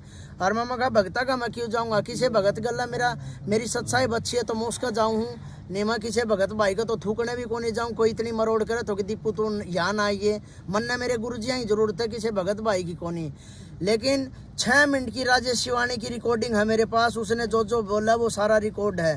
बोला देख लिए दीपू मैं तो तेरे को समझाऊँ, आगे तेरे पीले पर्चे काटेंगे। माँ पीले पर्चे काटो चाहे काले काटो, मामा का मन ने कोई मतलब को नहीं। बार बार मेरे पर दबाव दे हुए हैं, अब तू आश्रम के अंदर आ जा दीपू, गुरुजिया से तेरी माफ़ी करवा देंगे। मैं इन्हें साफ यह बात कहूँ, अरे मैंने को गाँ थोड़ी काट दी, मेरी क्या की माफ़ी करवाओगे तम, मैंने गलती है को नहीं करी, मैं माफ़ी क्यों मांगूँ। भले तू आश्रम में आ जा, मैं कहा ना तो किसी नामदान सेंटर पाऊँ और ना किसी आश्रम में आऊँ, जब तक मेरे गुरुजी जेल से बाहर आके कहीं पृथ्वी पे आके आसन ग्रहण नहीं करते ना, इतने जीते जी दीपू कभी नहीं आऊँगा। नो बोला पक्का अटल इरादा तेरा, मखा मन्नत बोल दिया, साफ है मेरा ये और फाइनल फैसला है, मैं नहीं आऊँगा कभी भी। अब ये बार बार मेरे पर दबाव दे रहे, बोले छोटी प्रार्थना दे दे लिख के। मामा का प्रार्थना में लिखित में देता है को नहीं, गुरुजी ने बोल रखा है अगर आप जोत का दंडवत प्रणाम करोगे, वो भी मैंने सब सुना है, तो मैं मेरी जोत का दंडवत प्रणाम करूँ हूँ और मैं मेरे गुरुजी पर मेरी माफ़ी मांगू हूँ। आगे अगर मैं कहीं पर गलत हूँगा तो गुरुजी इतने भक्तों के घर पर जाके प्रकट होकर गुरुजी कुछ ना कुछ बोलते हैं, मैं अपनी गुरुजी मेरे पास आऊँगे, मैं अपनी समय याचना कर लूँगा गुरुजियों से, गुरुजी मेरे से गलती बन गई, क्या मैटर है गुरुजी मेरे को अपने आप समझा देंगे, लेकिन मैं तुम्हें झूठों के बीच में मैं नहीं आऊँगा।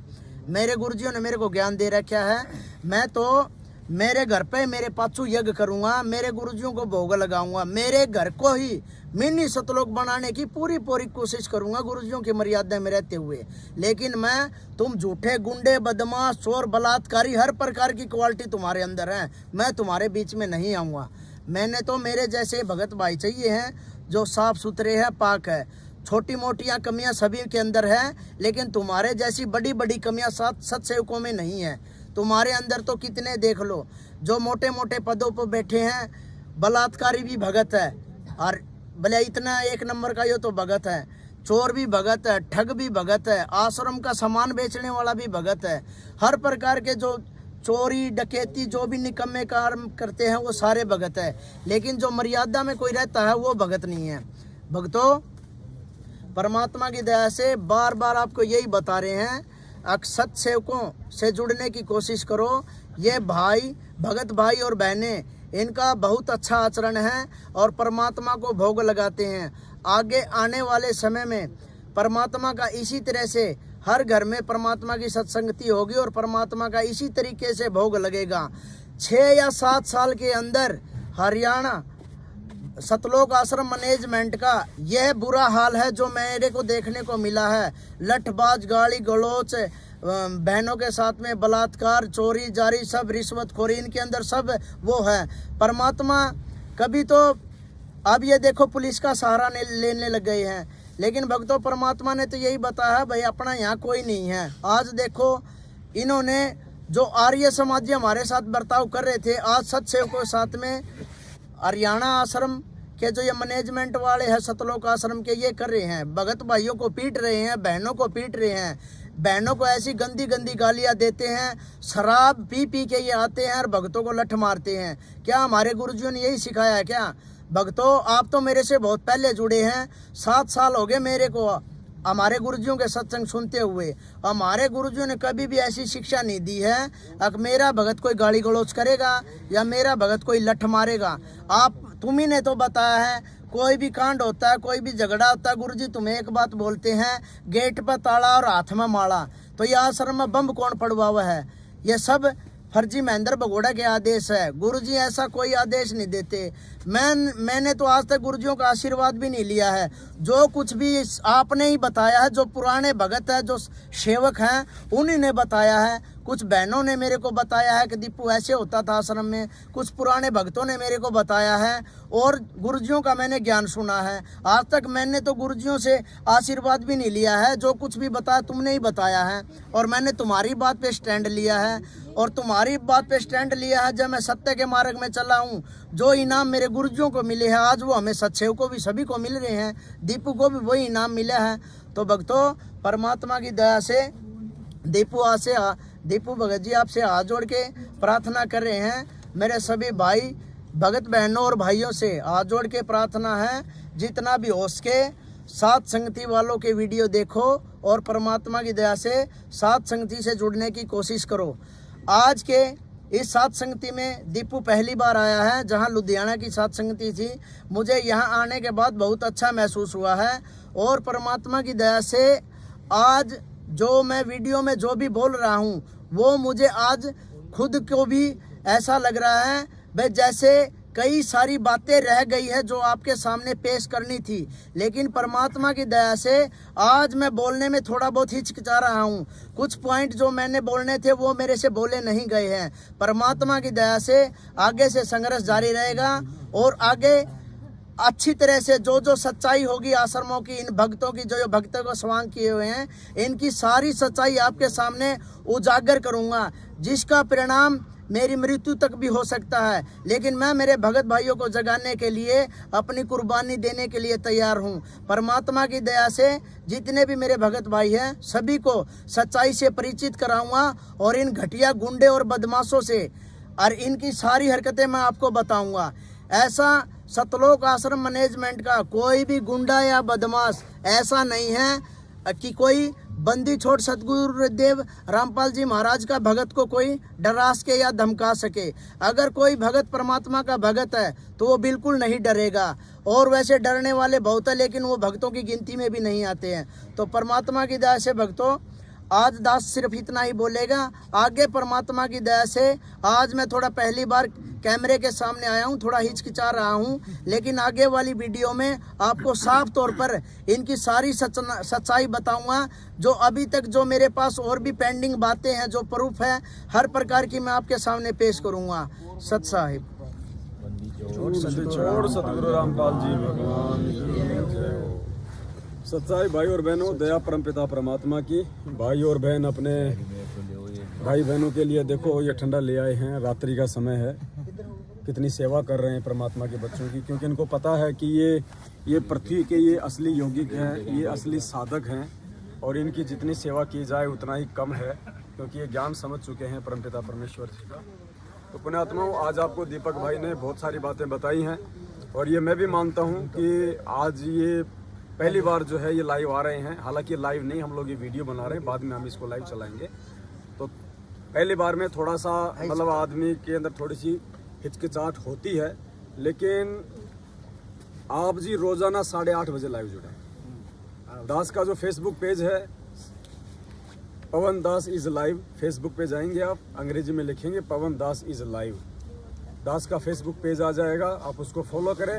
रोजाना रात्रि 8:30 बजे, हम दिन में भी लाइव आने का प्रयास करेंगे बीच बीच में, लेकिन रात्रि 8:30 बजे अब हम रोजाना लाइव आने का प्रयास करेंगे।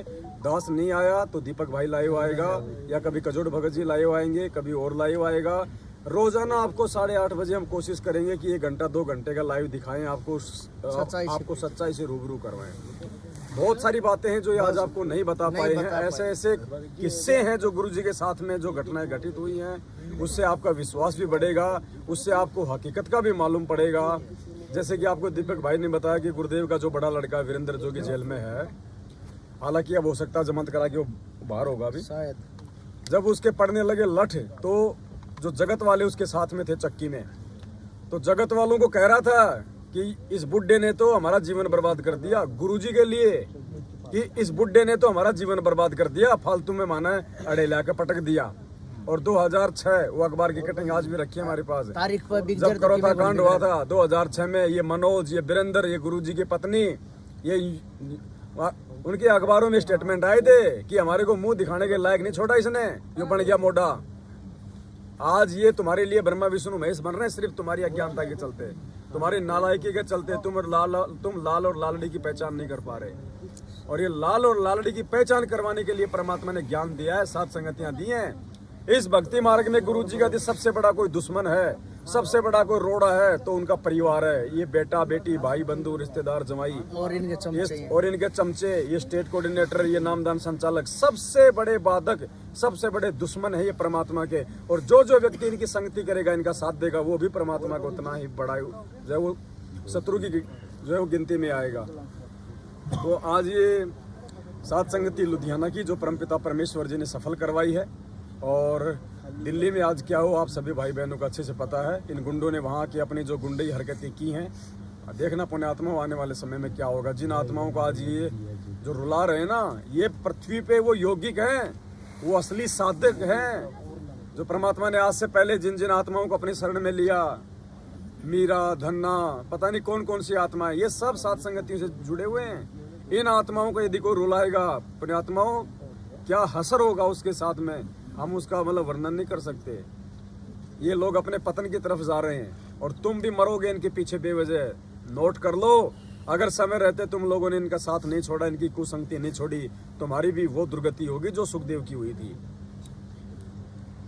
तो भाई बहन बैठे हुए हैं, और कोई भाई बहन कुछ बोलना चाहे, कुछ बताना चाहे परमात्मा की दया से।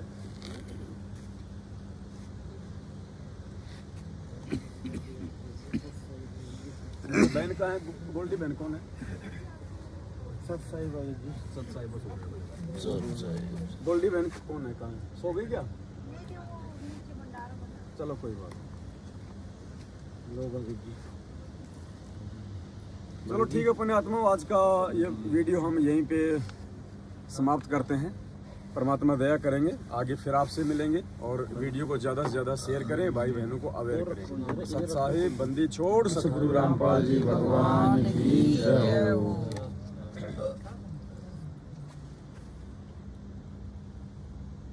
लाइव आएंगे, जो सारी बात तो अभी पेंडिंग रहेगी, वो तो